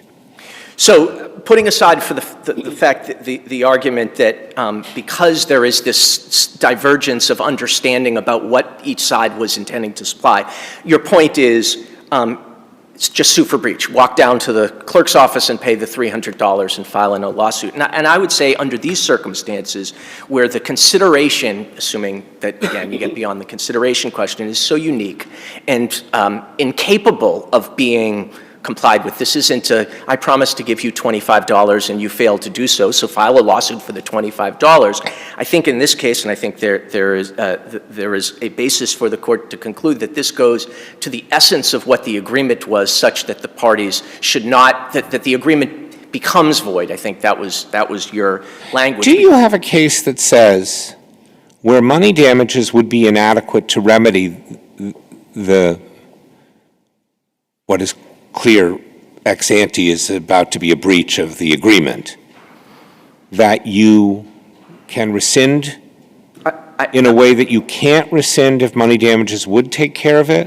I mean, that has some surface appeal to me. I just don't know what the law is, and this can't be the first time someone has said, I'll sell you a piece of real estate and then didn't own it or whatever. I cannot cite a case to you, but although I will send you a letter under the rule, No.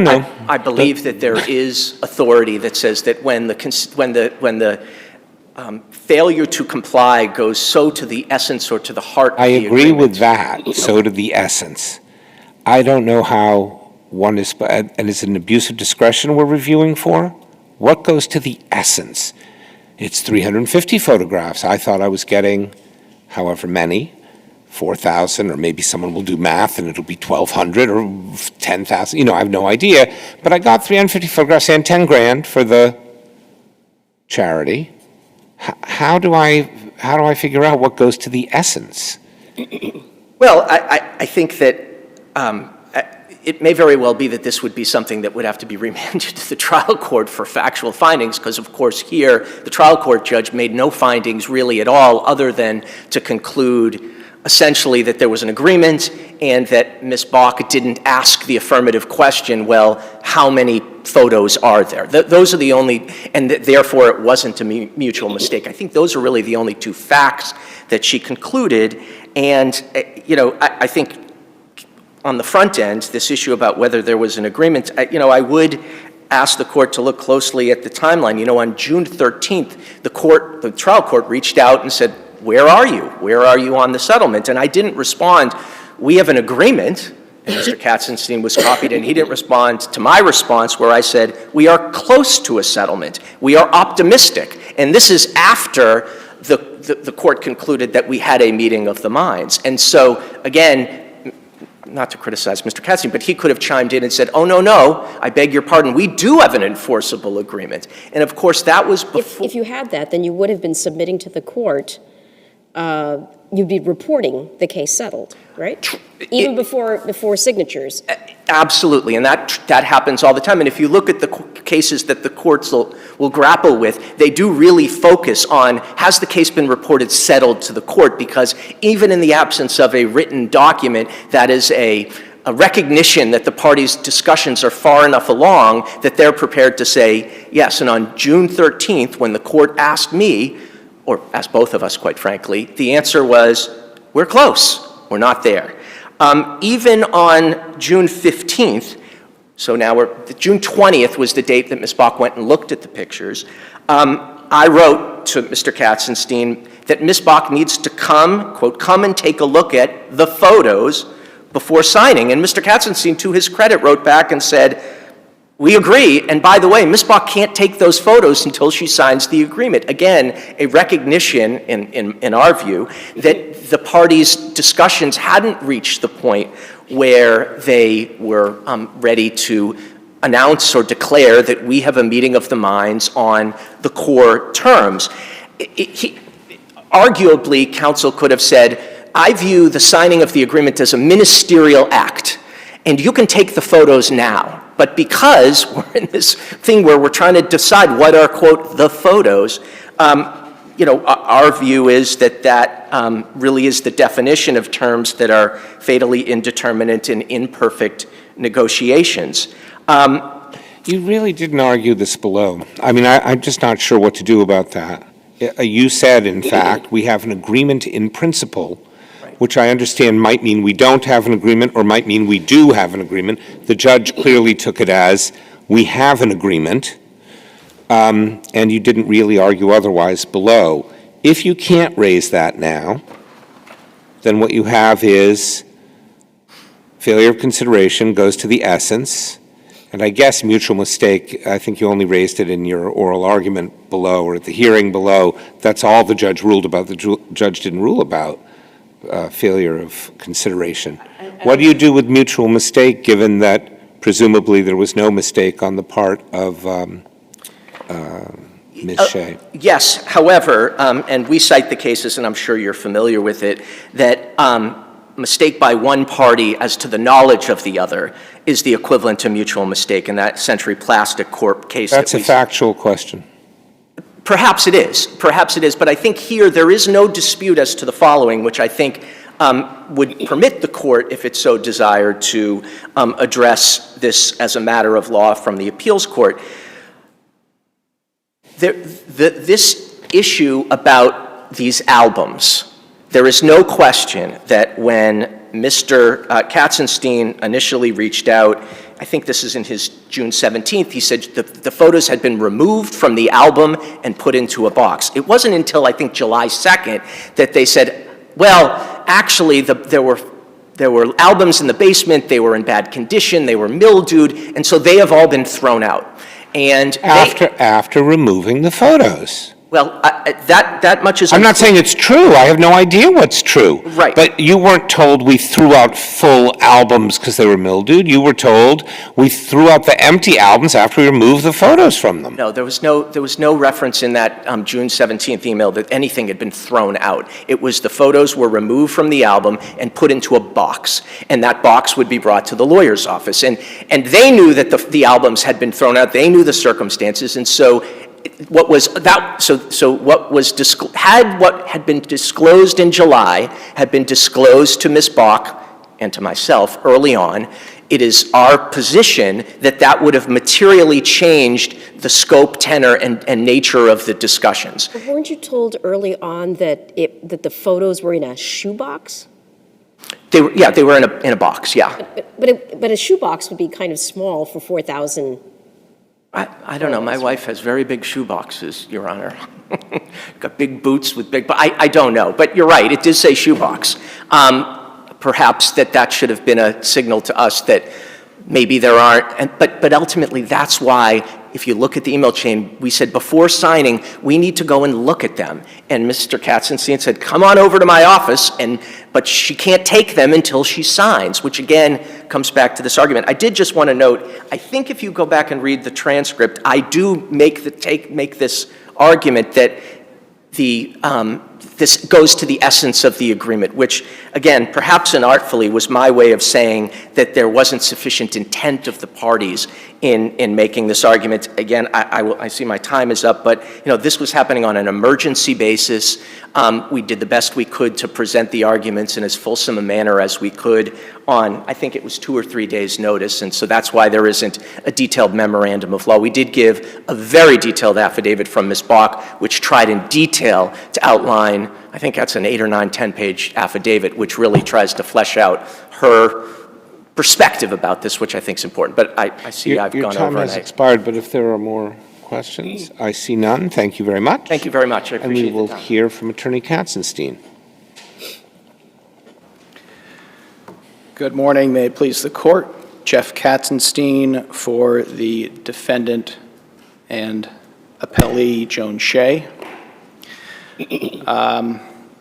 As the court touched on, the argument that my brother now raises that there was no enforceable settlement agreement was not raised in the court below. In fact, Attorney Rich at the hearing on our motion to enforce the settlement agreement acknowledged to Judge Cloutier that the parties had reached an agreement, and that's in the record. In principle.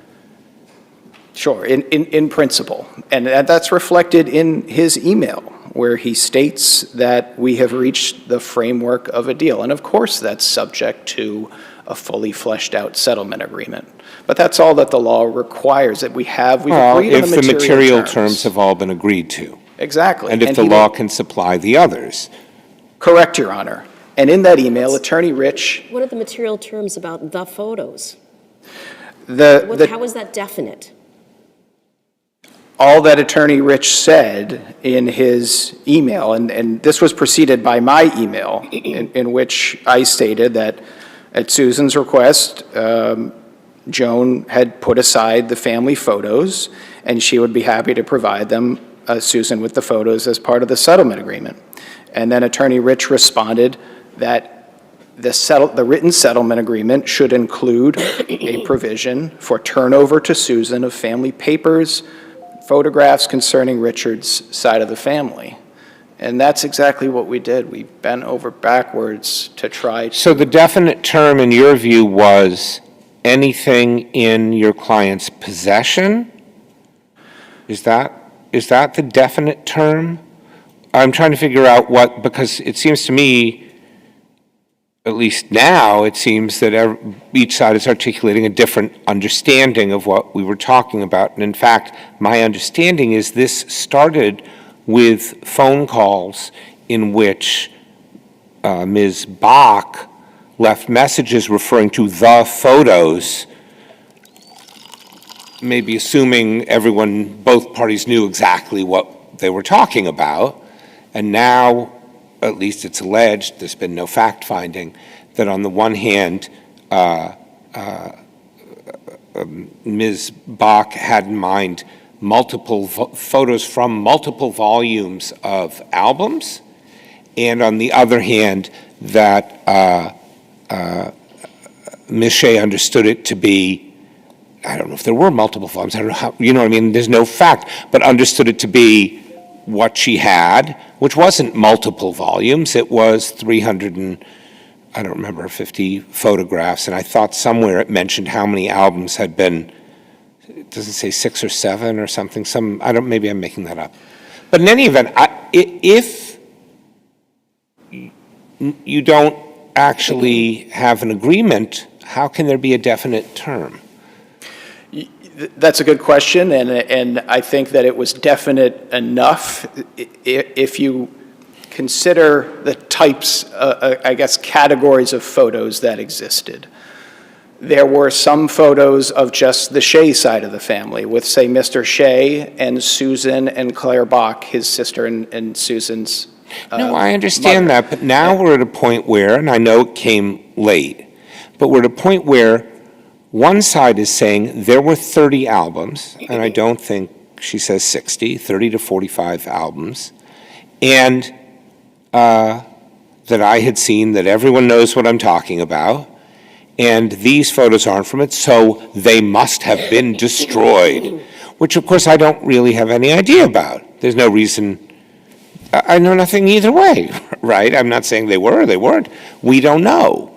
But I'm just trying to figure out how it can be a definite term when I don't know what the term is. Well, even if it were everything in every photograph in her possession that depicted any member of the SHEA family, she complied with that. How about if it were, yes, I understand, your position is in her possession. What if, and there's been no trial on this, I'm not purporting to say that either side has done anything wrong, or we have no idea, but let's say there had been 30 to 45 volumes of that side of the family's thing, and hating Ms. Bach because of the lawsuit she was bringing against her and her now late husband, your client had thrown most of them away, which, again, I have no reason, to think that that's the allegation, I take it. So that Ms. Bach thought, it's these, it's not, if she doesn't have them in her possession, I'm still entitled to them. That's what I'm willing to settle the suit for. Do you see what I mean? I just don't understand how, without a hearing about what each of them might have thought, maybe even extrinsic evidence about what there was and so on, I don't see how we can figure out what the term is. Now, maybe it wasn't raised, that's a different... There were rather detailed affidavits submitted by both Susan and Susan Bach Hard and Joan to judge Shea. credibility from typed words. Well, I think that what Judge Cloutier did, and I acknowledge this was not an express finding of fact, but you look at Susan Bach's basis for this number, 4,608 photos. I'm not going to look at that. I have no idea who's credible, and I'm not going to make a credibility judgment based on math. And even if the math about numbers is wrong, the number of volumes might not be. You know what I mean? But Judge Cloutier had the discretion to determine, based on those affidavits, to make that finding of fact. And there is no clear... That doesn't sound right to me. How can you judge credibility from affidavits? You have to have the witnesses in. She could base it on what Ms. Bach was basing that figure on, and it was just rough math. It was assuming that Mr. and Mrs. Shea kept every single photo that they kept for 60 years. Her rough math that Mr. Shea took 36 photos at every family event twice per year for 60 years, and then kept every developed photo in albums. That's just an assumption. So, Sorry. Let me ask you, what was the point of the inspection? So if you look at the series of emails, the court can see how this goalpost kept getting moved. Well, wasn't the point of the inspections precisely for that purpose, to make sure that the parties were on the same page? So Ms. Bach requested the inspection, and we wanted to work and cooperate with her in making sure that she, could look at the photos. We weren't trying to hide anything. And that's why eventually that inspection served that purpose, to determine whether they were on the same page, and that's whenever they realized they were not. Well, that first meeting that I met with Ms. Bach, she made no mention of missing photos, any missing photos. And I thought she repeatedly asked, aren't there more? She asked, not at that meeting, she asked for documents, additional documents. Okay, but at that she meeting. asked, aren't there more? And frankly, your client produced 50 more than 10% more. And then she said, aren't there more? And she produced all of her own side's photos, and it turned out that Ms. Bach wanted wanted some of them, so she was going to get these digital copies at her expense and so forth. I understand she wasn't saying, I thought there were thousands more, Exactly. but she was saying I think there are more, surely there are more. Let me ask you this. If someone offers family photos to someone as consideration in a contract, and again, we have no factual findings, and then when they are offered to be given them in order to sign the deal, and only 10% of what they expect shows up, which I'm not saying is, there's no fact-finding here, I'm just saying, do you think that would go to the essence of the agreement? If you had actual credible evidence that those photos existed, and you could identify particular photos or a basis for a number of photos, Ms. Bach never even said she saw this volume of photos or She said she saw 35 to 40 albums that were of her side of the family. I'm not saying it's true or not true. I'm just saying, and that's evidence. You say it's not credible, but no one's ever listened to her story. If there were specific evidence about what photos were missing, which there aren't in this case, she's just saying she saw albums that she somehow believed to be of her side of the family. She didn't say she looked through them. She hasn't identified particular photos she believes are missing. This is just based on rough math. So this is not. She's giving up a lawsuit, a pending lawsuit that's about to go to trial. She's giving that up for photos. That was the whole settlement agreement. It was really about the photos, right? So that is the essence of it. And then she finds out that it's not what she expected, and the case had never been reported to. It was, how close to trial was this? 11 days from trial. Right, and the parties had not reported it settled. Isn't that a strong indicator of whether there was an actual agreement or a meeting of the minds?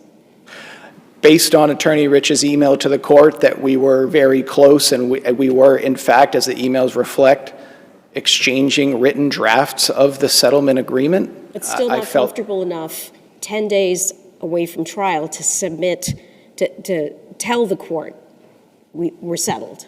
No, you're right. Each case is different. I felt comfortable with Attorney Rich's assurance that we were so close and, it was unlikely that this would be tried. Did you ask for an evidentiary hearing with your motion to enforce settlement agreement? I did not, Your Honor. Judge Cloutier had asked for the parties themselves to be in attendance, but there was no testimony given.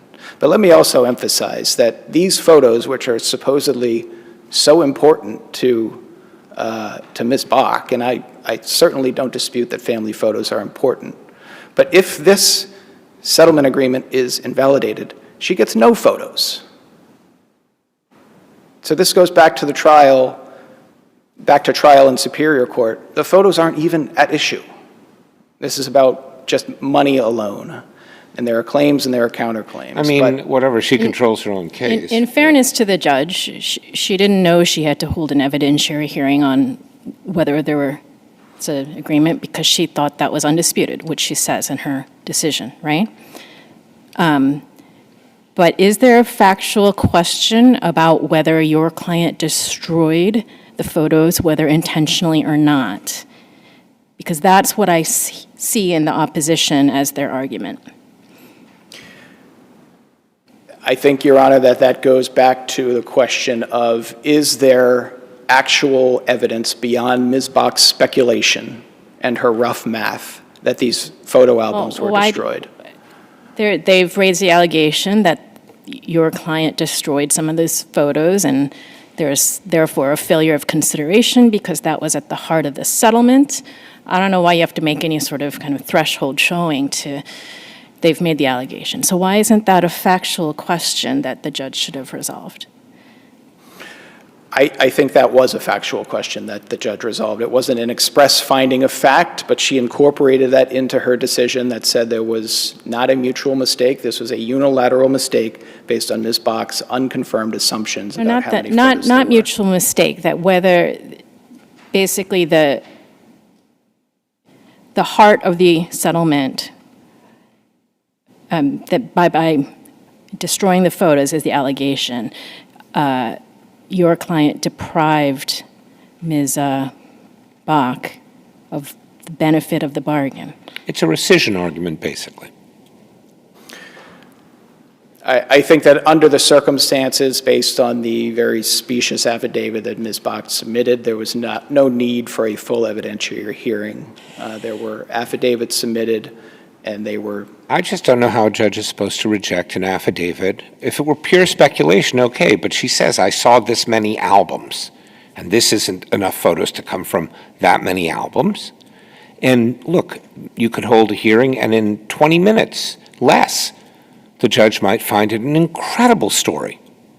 I don't believe that for a minute, right? Or might find it highly credible, depending on what testimony is offered, right? I mean, to me, I don't know how you can tell whether she's getting the benefit of her bargain without knowing factually what might have been there at the time of Mr. Shea's death. I understand that, I acknowledge that an evidentiary hearing or specific findings of fact may have been helpful in this case, but it was not required of the trial judge. The trial judge, of course, has discretion to make these decisions in the interest of expediency and managing a crowded docket. So a hearing was held, affidavits were submitted, and she made a determination of uncontested law and finding a conclusion of fact that was not clearly erroneous.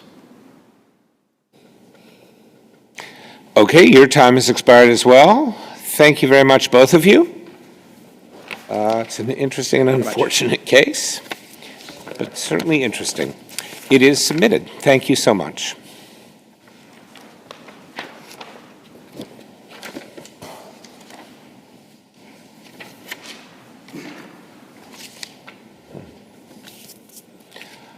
Our next matter is another impounded case.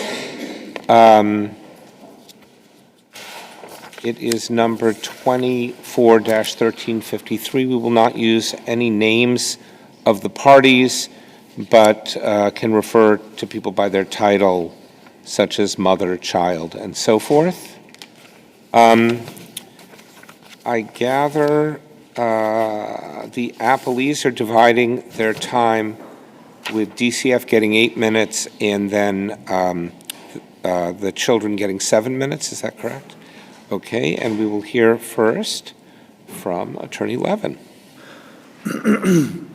Good morning, Your Honors. May it please the Court. Charles Levin, I represent the appellant mother. She's following along today with on the YouTube channel.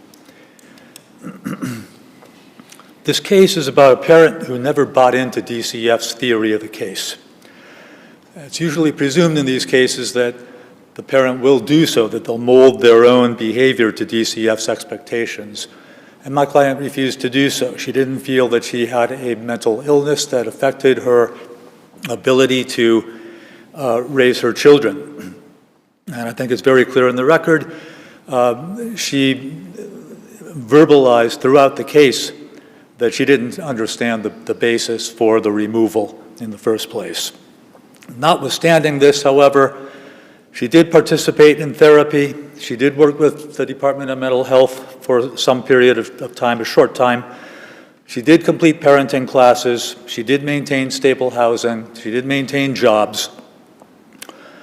And she had mostly appropriate visits with her children, to whom she constantly espoused how much she was attached and loved her children, that they were everything to her. I would submit that under these facts, the clear and convincing level of proof necessary to sustain the judgments was not met. That because of mother's stability, you look at what the court relied on, they're looking at domestic violence as one big issue, but the domestic violence can't serve as the basis for the judgment when the judge could only find, as he did, that the status of the parents' relationship at trial was uncertain. And both parents were denying any ongoing existence of a romantic relationship. But they were still in contact. Still in contact, yes. The court was scared that mother didn't understand the dangerousness of father to her or her children at that time. Father, however, had only charges pending. There was nothing to substantiate them yet, and those pending charges did not involve any behavior towards mother, who in fact testified that she was not scared of him. He'd never physically hurt her. So mother was very outspoken and perhaps paid the price for saying what other parents think but are diplomatic enough not to utter to the department and its agents. She was repeatedly downgraded by the court for her incivility with DCF. In fact, 14 separate findings and conclusions emphasized this behavior. It was a significant, I think we have to say, part of this court's decision and a part of DCF's case, that mother was not able to maintain her composure when it mattered, to provide a summary of it. I think we have to use Zoltan, adoption of Zoltan, as guidance here. While admittedly in this case there were more instances of mother becoming angry with players than there was in Zoltan, I think the principle is the same. In Zoltan, the Supreme Judicial Court stated that mother's anger shed little light on her ability to provide minimally acceptable care to her children. And mother certainly maintains the same thing here. I don't think she denies and never has that she gets angry at DCF. She sees them as a player who unfairly took her children away and never really got over that because she could not buy into their case. A big part of DCF's case and the judge's decision was, of course, mother's mental health. But her last hospitalization was 9 years ago, in 2016. We know that she stopped taking her psychiatric medications during her last pregnancy. We know that she didn't start taking them again afterwards. She maintained that she didn't need them. And this case brings to the fore very closely, I would submit, the care and protection of Bruce, where facts were extremely analogous, dealing with a parent there who had been diagnosed as bipolar. There was an expert treating psychiatrist who testified that as a result of her mental illness that was untreated, her parenting was compromised. This treating physician described her as barely coherent, in massive denial, refusing the very treatment she needed in order to obtain what she wanted, which was the reunification with her children, of course. The court noted that this was a case where DCF characterized it, as they characterized this one, really, as for mother to function well, she needs medication. No medication, no child. But what Bruce reminds us of, because the Supreme Court, Judicial Court didn't buy that, it remanded. It said there wasn't clear and convincing evidence of unfitness. And what Bruce reminds us of is that the clear and convincing standard is a very high standard. I don't think that standard was met here under these facts, even despite a parent who may be in denial about the existence of a mental illness. And I didn't read your brief to be challenging unfitness. I read your brief to be challenging only whether the unfitness was temporary.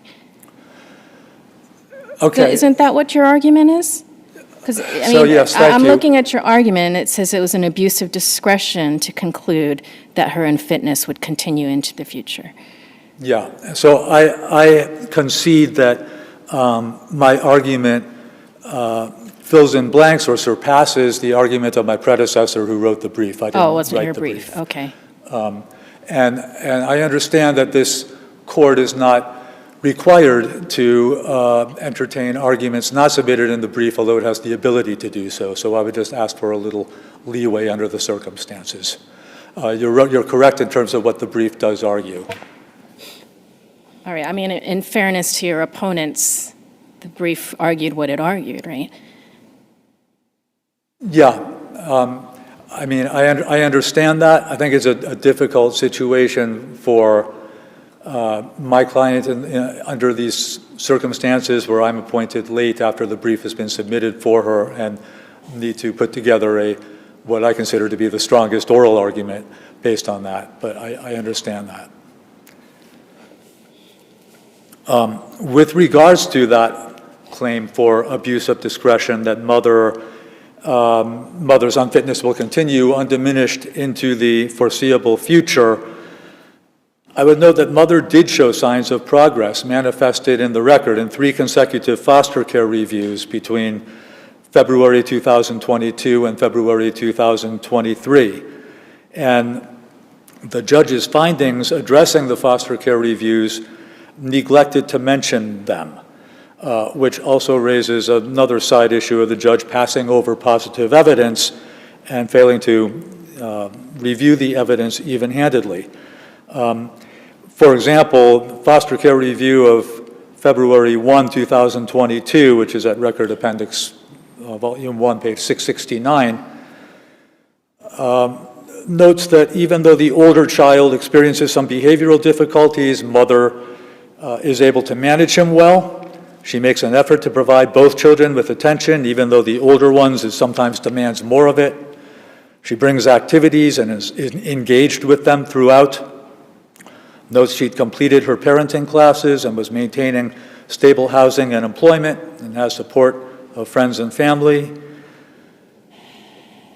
The foster care review of August 26, 2022 notes that the parent caregiver, referring to mother, did participate in the action plan during the foster care review period and, more importantly, more saliently, demonstrated behavioral changes, which is exactly what the courts and certainly DCF are always looking for. The answer to both questions with regards to both children was yes, she did.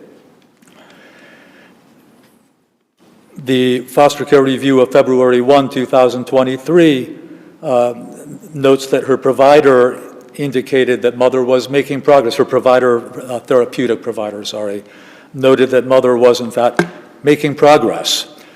But the progress in the decision in the judgment was de-emphasized, and mother again was repeatedly downgraded for her incivility. I would say to a significant degree that undermines the authority of that decision. Mothers, I think it's important just to note, this is not an unsophisticated mother. She's a woman with master's degrees from schools in Russia, where she is from. She had experience working a classroom of 12 children, 2 of which had autism, which is the diagnosis of her older child. She went to Fisher College and learned about child development and growth, learned about ADD and ADHD in children 0 to 5. That was uncontested testimony of mothers at the transcript, page 925.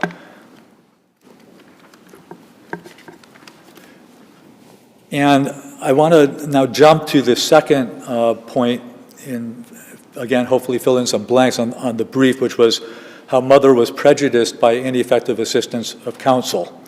And I realize that there's the appellees will claim that it's waived because she didn't file a 60B motion below, but a claim of ineffective assistance may be resolved on direct appeal when the factual basis of the claim appears indisputably on the trial record. I think this is such a case because it's not complicated. This is simply about trial counsel submitted multiple, I believe 6, motions in limine. They're basically mostly carbon copies of each other. They did not indicate any particular excerpt that trial counsel wanted excised. How can we know if that was indisputably ineffective assistance of counsel without asking counsel why she or he made this decision? Do you see what I mean? The counsel said the whole thing has to come out, right? It contains opinion, evidence, and and lost on that. Maybe there's some reason why specific lines or whatever weren't sought to be struck? Maybe they were cumulative? You know what I mean? I don't know the answer to that. Well, But don't we need to hear from counsel why this approach was taken? Well, I guess in hindsight, maybe that would be nice. I think the fact that that didn't happen does not affect the result here, because no matter what trial counsel said, I think there's a big problem on its face, on the four corners of what he submitted vis-a-vis the evidence that he was ostensibly trying to keep out, because he was ostensibly wanting to keep out the very types of evidence that he would have testified to, if Your Honor is correct, to why he excluded particular excerpts. And that doesn't really follow. I think what he wanted to do was, or she, was to paint with a broad brush, just as the trial judge does himself, by making such rulings that 51As come in to set the stage, 51Bs come in for primary fact. Trial counsel didn't really add to that. Trial counsel was simply saying, you know, we want all of this kept out just sort of because we can, but that's not the rule. The rule is that excerpts have to be specifically delineated, and I think my fellow counsel here agreed with that in their briefs. Yeah, I think that we don't need to either send this back for a 60B motion or exclude it because a 60B motion wasn't filed. I think that the problem is profound on its face. There are many... I'm sorry, you were talking about the prejudice from this. The briefs from the other side say that there's no real prejudice because the evidence would come in anyway through witnesses.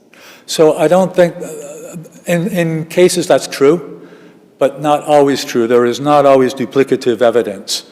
And I can list some of the non-duplicative evidence for you.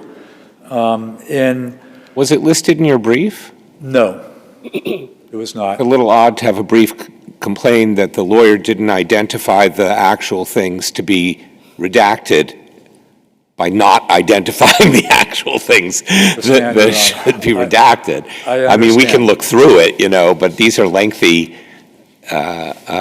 exhibits. And another issue I saw was that I didn't see anywhere in the judge's decision where he relied on any inadmissible statements from any of these reports.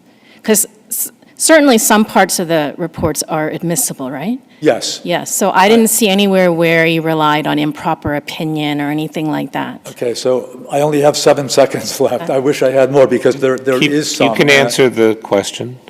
Sorry? You can answer the question even though the light is red. Okay, thank you. So I can give you at least a few examples of that. The judge cited these foster care reviews at findings 122, 124, and 130, cited only to the foster care reviews for the findings, and those findings could be objected to based on, under the criteria under adoption of LEAH, improper judgment, opinion, or evaluation. There are statements, for example, that mother had not demonstrated mental health stability or appropriate communication skills, anger management. There are statements that she behaved inappropriately, statements that she didn't understand her role due to mental health and decision-making, that she hadn't been fully honest with her clinician. So that's one example, those three findings. There are more, I know my time's up. There are more that I found, just F78 with regards to 51Bs, finding 87, finding 88.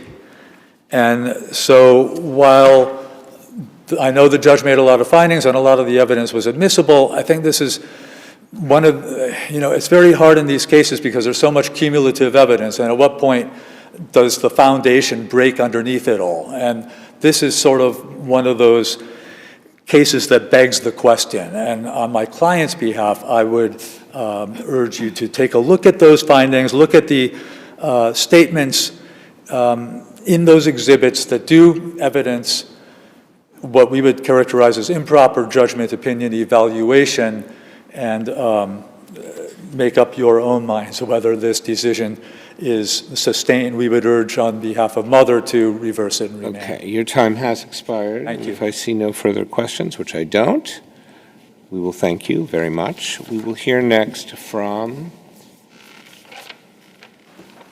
Attorney Gallup. Good afternoon. May it please the court. Julie Gallup on behalf of the Department of Children and Families. The department is asking for this court to affirm the judgment of the lower court terminating mother's parental rights. There was sufficient evidence presented demonstrating that mother's fitness was more than, her unfitness was more than temporary. Now, I did prepare my brief response to mother's brief, so I don't have an argument to necessarily, I could respond to what was just argued, but in general, I would say that the judge did acknowledge mother's participation in services throughout the life of the case, but the issue was her failure to benefit from those services, which was evidenced not only in her interactions with the department, her interactions with the pre-adoptive parents, but also in her testimony at trial, which the judge had the ability to observe her demeanor and assess the credibility. And it was apparent from her testimony also that she was just unable, so she was non-responsive when she was asked when she stopped taking medication. She refused to answer whether she understood how her mental health impacts the children. From this information, the judge could conclude that despite that ongoing participation with various providers, that she had not benefited from the services such that she could safely care for the children. Also want to highlight a January of 2024 visit where mother became so escalated, the police had to respond, and she barricaded herself in the room, upsetting the children, despite years of mental health services. So there was a nexus that the judge talks about between her poor decision-making, lack of service engagement, and then also her ongoing contact with the father.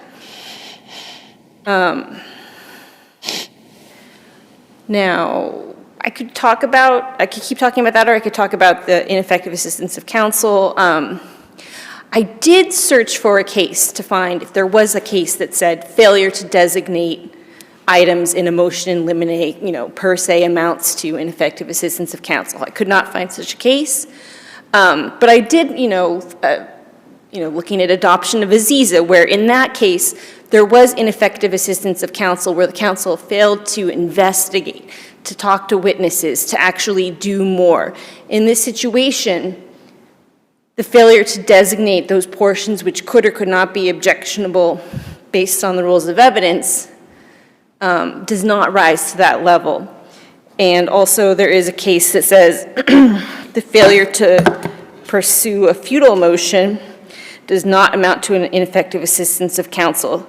So I would say... It wouldn't have been futile, right? There are certainly parts of the documents that would not be admissible. There are certain parts of the documents, what does counsel have to lose by Pardon? not? What does counsel have to lose by not designating portions to strike? I don't know if I really understand your question. I think the judge is just saying, what reason could a lawyer have for making this a general objection rather than identifying the opinions in it that are to be excluded? Why isn't that on its face unreasonable? Well, I guess I would say that anecdotally, often you don't even ever see written motions in limine in these cases. So, but I think that in this situation, and I believe that the department identifies in its brief that those potential portions of documents that were objectionable are cumulative, that they were reflected both in the social worker's testimony and in mother's testimony. Information regarding her mental health history, regarding her resistance to acknowledging how that impacts her parenting. That came in through testimony. So whether it was also available in the document, it still came in. And so I would argue that it did not amount to ineffective assistance of counsel on the one hand, but to reach to that second prong, there was no prejudice because this information came in through other avenues. Can I ask you about something in the briefs? The mother's brief argues that the foster care review reports did not identify the authors. Your brief says they do identify the authors. So I'm looking at one of them, and there's not a signature. Right. There's a case reviewer with the name. Is that who the author is? That's the author of the document. So it says review panel, case reviewer with a name, and then second party, and then there's also a name. So in all of these foster care reviews, it's the case reviewer who is authoring the report? That's what you're representing? Correct. That's, I don't know if the second party might be like a community volunteer, but the case reviewer is the person who's running. Well, there's at the bottom of one of them, I noticed there was a space for any dissenting view. Correct. So it must, if there isn't one, it must represent the views of the 3 members of the panel. Right, so. I suppose we don't know which one of them actually wrote it. No. So the case reviewer is the person who is authoring the report. What if they're the one with the dissenting view? I could answer. So when there is a dissenting opinion, and I don't recall from this record if there was in any of these reports. No, but I'm just. But when there is, it identifies the person who's providing that dissenting view and what Well, then in that case, who would have written the majority view if the dissenter is the case reviewer? Which of the other 2? It would still be the case reviewer. The case reviewer The case is the reviewer person writes the tasked. opinion and the dissent? Well, the opinion would be reflective of what the panel determined. Okay. And then the dissenting view would be, of the panel. Everyone, it's, 3 people, I think? Yes. So, 2 people, this is what they've determined. Dissenting view comes from this person. Do you think the case But reviewer writes it up in every case? They're assigned with, that's their assignment to draft that Is there a reg or document. something that explains this? I mean, yes, I don't know which, it's 110C. I could, if the court would like, I can submit a report, letter identifying the regulation. No, it's a fact, no, we don't need that. Thank you. So, but also with regard to the family assessments, those documents are authored by the social worker, which is identified at the beginning of the document, signed off by the supervisor. Seeing that my time is almost up, unless there are further questions, the department would rest on its brief. Okay, thank you very much. And we will hear from Attorney Taylor. Good afternoon. Susan Taylor for the children, the appellee children. May it please the court. I represent 2 children. The youngest child is now 6 years old. He's in the 1st grade, and he has lived with his paternal grandparents, who are the adoptive resource, since birth.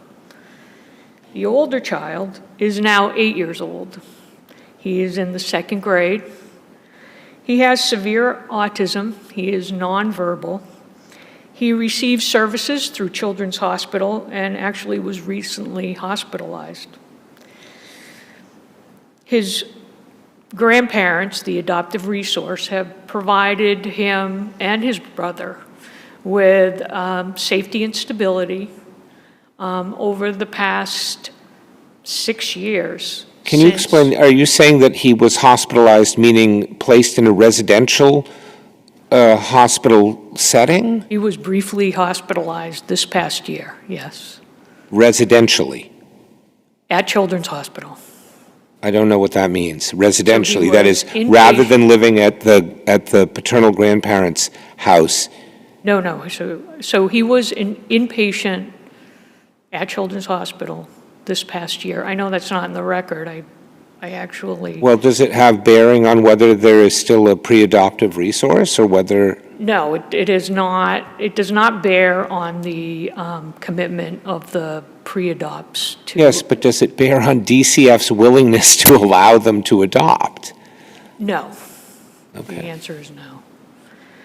On behalf of the children, I would argue that the trial judge in this case did not abuse his discretion in concluding that the department had proven by clear and convincing evidence that the parents were currently unfit and that unfitness was likely to continue into the indeterminate future, and that the best interests of both of these children was served by terminating parental rights and approving a plan of adoption. This family came to the attention of the department in 2017 when the older child was 2 months old. The family has a history of mental illness, severe mental illness, untreated, domestic violence. Mother, in this case, has been diagnosed as being bipolar and suffering from depression, and she manifests that with aggression towards the grandparents, towards the department. And over the course of the period of time that the mother was involved with the department, she had no less than 10 service plans. And although she has participated in some of her services, she appears to have not made any progress or developed any insight with regard to the children's needs and her role. Even at trial, her testimony was that she submits that her psychiatric hospitalization was not the result of her being mentally ill, but rather that there was a rodent infestation at her house. She alleged that the department had stolen her children and that DCF steals children to sell their organs. Mother had 5 lawyers over the course of this care and protection. And with regard to the ineffective assistance of counsel claim, I would submit that even if you were to assume that counsel should have updated their motions in limine to comply with the court rules, that even if that information came in, the testimony of the mother, the father, and the social worker in this case clearly established the unfitness of the parents. So any of the evidence that my brother is arguing should have been kept out wouldn't have made a difference in the judge's ruling. And in this case, there's an argument that the judge was not even-handed, but the department argued that mother should have no visits with this child, with both children. And instead, the court ordered visits. And I know, once again, outside the record, that the children visited with their mother in August of this year at a visitation center. So on behalf of the children, I would ask that the court affirm the court's ruling, find that the termination of parental rights was appropriate, and the approval of the plan was also. I know it's not in the record. You've said the older child is in 2nd grade. Is that at this same specialized school that's mentioned in the judge's opinion? Yes, he is still in the same school in a special class. This is the, I guess I can say the name, the Kilmer School, is that right? No, it's a public school that he's enrolled in currently. Okay. And so nothing residential. The oldest child lives with the paternal grandparents? Yes. Okay. I see no further questions. Thank you all very much. These are difficult cases for us, and your assistance with them is really, really appreciated, so thank you.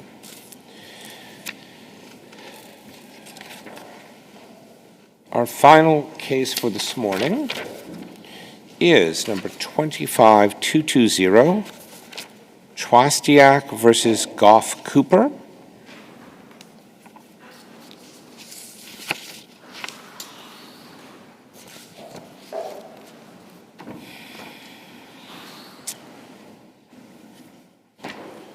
And we will hear first from Attorney Panabianco. Good afternoon, Your Honors. Attorney Anthony Panabianco on behalf of the plaintiff and appellant, Richard CHWASTIAK. The primary question before the court is one of jurisdiction and whether or not the actions of the defendants are sufficient enough to convey jurisdiction in Massachusetts. And a little bit of background on the case arises from facts that we understand, at least from the pleadings and the motion to dismiss and affidavits thereof, are not in question. It is the defendant's interference with the contractual relations that the plaintiff has, which form the basis of the plaintiff's complaint. The plaintiff is a disc jockey, a DJ, who operates out of Massachusetts and has, like many DJs, operates everywhere in the world. Essentially, that will allow them and wants them to play. The defendant, one of the defendants, it also has that same profession. One of the defendants also runs a collaboration, XOXO, I believe it's called SHOSHO, but I will perhaps be corrected on that as to the pronunciation of the defendant's LLC. But they also run in the same circles, and that is how the parties began to know about each other and eventually became friends and lived with each other. But what happened in the interpersonal relationships is almost immaterial for the purposes of this motion to dismiss, so I don't want to go into that unless so asked by the court. What is important here is whether or not the court here in Massachusetts, in Barnstable Superior Court, has jurisdiction over the defendants. And we argue that it does, and that the court erred in concluding in their motion to dismiss, in granting the defendant's motion to dismiss. In our opinion, there is personal jurisdiction over an out-of-state defendant such as alleged here. The defendants allege that they both currently reside in Scotland, though the actions of both defendants showcase that for many years, going back all the way through from the birth of one of the parties up until the present day, that they have had significant and ongoing relationship with the Commonwealth. And under those considerations, both under the long-arm statute, under both Sections A, Section C, and Section D, that the defendants You don't mention Section D in your brief, do you? No, we don't mention Section D in our brief, though we do mention the long-arm statute at sec in our brief. And Section D is relative to causing tortious injury in this Commonwealth by an act outside of the Commonwealth for anyone that engages in a persistent course of conduct. We, of course, go into great detail in our opposition to their motion to dismiss that there is a persistent course of conduct by the defendants here in the Commonwealth. And in their motion to dismiss, they go into great detail in their affidavits as to what they have done or have not done in the Commonwealth. So I think this court, it is appropriate to look at both A, C, and D in the course of what has transpired in the opposition, the affidavit submitted, because the court considered that as well. So I think it's appropriate for this court to also consider Section D relative to the persistent course of conduct. Well, why don't we look at A and C first and see where we are with them? Sure. For Section A, it is whether personal, private, or commercial under Ross v. Ross, and is to be construed broadly. We cite that in the Bond Leather case. And when I say construed broadly, there are a multitude of cases that have small, some might say, or limited interactions within the Commonwealth that would thus convey jurisdiction, confer jurisdiction to the Commonwealth. Let's look at the text of the statute. Pardon? Let's look at the text of Section 3. It doesn't just say that there's personal jurisdiction over anyone who transacts any business in the Commonwealth. It says the personal jurisdiction is over a cause of action arising from the persons transacting any business in the Commonwealth. Now, maybe you've made the case that one of these people derived $300 from an act of I don't remember, maybe it was being a DJ or some event here, and maybe you've made the case that the other person attended some kind of either jointly advertised or produced event one time in Massachusetts where they say they were attending just as a spectator, but maybe there's some inference that it was part of their ongoing business. The cause of action didn't arise from either of those things, right? Respectfully, Your Honor, I think they are causally related to those causes of action. The causes of action are for defamation? Yes, because it is based within what they all do for a living, which is within the DJ and music world. So I think it is all related in that causally connection. There wouldn't be a cause of action for defamation or... Can you move the mic closer to yourself? I'm having a little bit of a hard time. There wouldn't be a cause of action for defamation or interference with contractual relations if there wasn't already that relationship that they're within the same business arena. Great. Your Honor. But there would be a cause of action even if they hadn't done the one gig in Massachusetts, wouldn't there? It's got nothing to do with the gigs, these two gigs in Massachusetts at all. Respectfully, I disagree, Your Honor. Well, I don't think it matters for the purposes of whether or not jurisdiction can be conferred over to the defendants. I do think that those causes of actions, the causes of action complained of in the complaint, are related to the overall actions of the defendants in Massachusetts. It is attempting to, as noted in our paperwork, Mr. CHWASTIAK didn't perform for about 4 years due to the pandemic. When he started up again, his immediate first steps was an event in Berlin. And the defendants sought to restrain Mr. CHWASTIAK from returning to promoting himself and being able to provide a living, which would directly impact the ability of the defendants themselves to perform, whether, albeit here or elsewhere, and they are the ones throughout. I'm sorry, I don't understand what that has to do at all with these two gigs. I fully agree with you that the allegation is, as you describe, about an event in Berlin. I have no idea why it would be that if they hadn't done this one gig in Massachusetts years before, or whenever it was, even recently, why the cause of action wouldn't be the same. It arose from actions maybe taken in Brooklyn, maybe taken in Berlin or Scotland, I don't know, but it doesn't look like it arose from these isolated pieces of, let's call them business in Massachusetts. Respectfully, I disagree, Your Honor. Those causes of actions were immediately prior of the context within the Commonwealth to the cause of action. How does the Commonwealth event give rise to it? Did they mention it at the Commonwealth event? Sorry, say that again. Did they mention how bad your client allegedly is at the Commonwealth event? No, not. Okay. No, did the Commonwealth event give them a new platform in which to announce to the world, because they'd been here in the Commonwealth, something about your client? Yes, Your Honor. If you look at it in the sense of Mr. CHWASTIAK beginning to perform again in 2023, which will include and does include the Commonwealth of Massachusetts. If not for their... I'm willing to say he's injured in the Commonwealth. He seems to live here, or did. Okay, but it has to arise from the defendants' acts in the Commonwealth.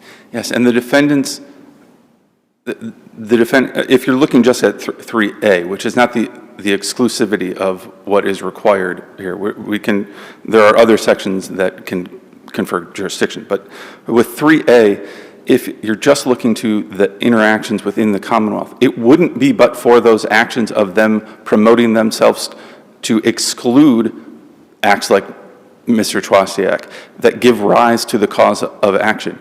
If they did not promote themselves or provide entertainment here in the Commonwealth to the detriment of Mr. CHWASTIak, which is what the alleged harm is that they're trying to make it so that any action that he has could not move forward. Those are the injuries that are caused to my client. Therefore, it is related to what they do. If they were an independent company, perhaps that weren't doing an identical issuance of competing acts here in the Commonwealth, it might be a different story, Your Honor. But it is within those acts and their desire and actually having it happen of preventing Mr. CHWASTIak from performing and knowing that he lives in Massachusetts, ability to create a livelihood with that fear, whether the injuries are sustained here. Did they outcompete him for either of these gigs? And did they do so by alleging that he was unfriendly to the community? Not for the gigs that ones in Massachusetts. Yeah, the ones in Massachusetts. Not for those. There's no assertion to that at this time, Your Honor. That's not in the evidence. But that's only as it relates to Section 3A, Your Honor. Mm-hmm. If we look at the totality, and I know that there's some discussion of whether or not the evidence in and of itself is sufficient. We look at just the defendant's affidavits to demonstrate their contacts with Massachusetts that would be sufficient to survive a motion to dismiss. It is not just... Under which subparagraph? Pardon? Under which subparagraph of Section 3?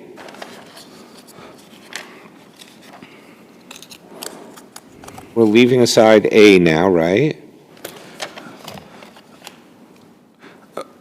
C or D, I think, we can... There was an act or omission in the Commonwealth. Yeah, Section D would be an act or omission outside of the Commonwealth. Yes. Then you have to show that they regularly do or solicit business, persistent course of conduct, substantial revenue. I don't know what DJs make. I hope $300 isn't substantial revenue. And if I may, Your Honor, yeah. The Section D, all the language there is or. It is not that all of those conditions are met. It's whether. No, I agree with that. So now we have to regularly does business. You've shown one event for each of them. Solicits business. All right, we'll have to talk about that. Or engages in a persistent course of conduct, which it doesn't seem like they've done in Massachusetts based on these isolated events. And it comes down to that regularly solicits, Your Honor. Okay. If you look at the affidavits submitted by the defendants and the facts contained therein, XOXANYC.com there promotes worldwide, but also promotes here in Massachusetts. Ibanez, LinkedIn does so as well. A print interview in which Ibanez, in their own words, state that they are home to 11 residents based in Brooklyn, Boston, Pittsburgh, and Miami. An interview that they had acknowledged having done that acknowledges that. An April 8th, 2023 post in which the Ibanez stated that its East Coast tour is to begin. So if you live in Baltimore, Boston, Philly, to make a sign for it. The social media page that showcases videos from those attended parties, and one of their preeminent on XOX, one of their preeminent DJs that they are promoting is a Boston-based DJ, as they note there. That is persistent, Your Honor. That is consistent throughout multiple media formats, multiple conversations in which they are consistently promoting themselves to having accessibility and performing here in the Commonwealth. So that in and of itself is sufficient to confer under Section D, the substantial, persistent, solicits business regularly. That is more than regular, Your Honor. That is consistent throughout the entirety of the case and the entirety of the relevant period. I will take additional questions if you have any. If not, I will note that it is our request that this court remand it down to the Superior Court and we survive the motion to dismiss as and reverse the judgment. Okay, thank you very much. Thank you so much. We will hear next from Attorney Maxson.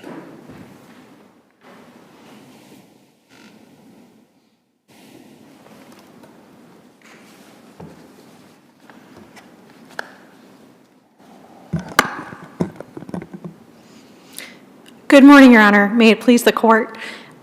Taylor Maxson on behalf of the appellees. Your Honor, under the long-arm statute, CHWASTIAK had to prove that the Commonwealth courts had specific personal jurisdiction over the appellees, GOUGH-COOPER and Ibanez. It is clear that they do not, that this plaintiff could not establish specific personal jurisdiction. And based on Justice Rubin's questions, we are getting at the same points here. These are the sporadic instances of transactions of business that occurred most recently in 2019 for each of these defendants are simply not sufficient to establish that Ibanez and GOUGH-COOPER were transacting business within the Commonwealth or in any way causing tortious injury by an act that they committed in the Commonwealth. Because again, the statute requires that the cause of action arise from these two prongs under Chapter 223A, Section 3. I would point out for the record that in Mr. CHWASTIAK's brief, he does not raise Section 3D, and that argument is waived. In looking at the facts and circumstances here, Ibanez and GOUGH-COOPER reside in Scotland. They have not resided in, GOUGH-COOPER has not resided in the United States since 2020. And Ibanez has been living split between New York and Scotland since 2020 and residing full-time in Scotland since 2023. Most certainly, this does not suffice under the long-arm statute. And I would point the court's attention to two cases in particular, Marino v. Hyatt, a First Circuit decision, as well as the Tatro case by the SJC regarding those issues. Further, any evidence that has been presented by Mr. CHWASTIAK to try and establish the contacts within the Commonwealth that he relies on to make these claims against them are simply, it's all inadmissible evidence. The evidence that has been put forth is not supported by an affidavit to authenticate it, and the items suggested as the other basis for these contacts are not self-authenticating in any way.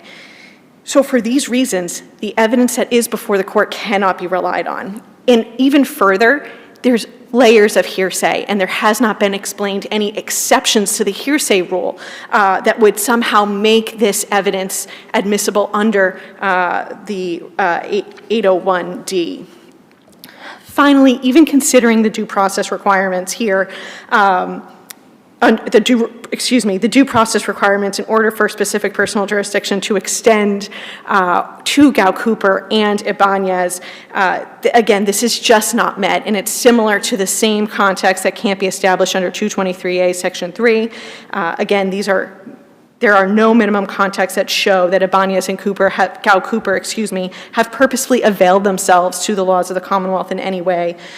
Further, there is just simply no indication that the cause of action, which is an email sent from Scotland to Germany, arose from these minimum contexts, and it would not be reasonable under the Gestalt factors to extend this court's specific personal jurisdiction to GOUGH-COOPER and the defendant, to GOUGH-COOPER and Ibanez. I am certainly happy to answer any of the court's questions, any questions the court may have, but otherwise I would rest on my brief and ask this court to affirm the decision of the Superior Court judge. I see no further questions. Thank you very much. Thank you. Thank you both. With that, the case is submitted. this brings us to the end of our sitting for today. I'd like to thank the court officer and the court staff for their very helpful assistance. And with that, we stand in recess.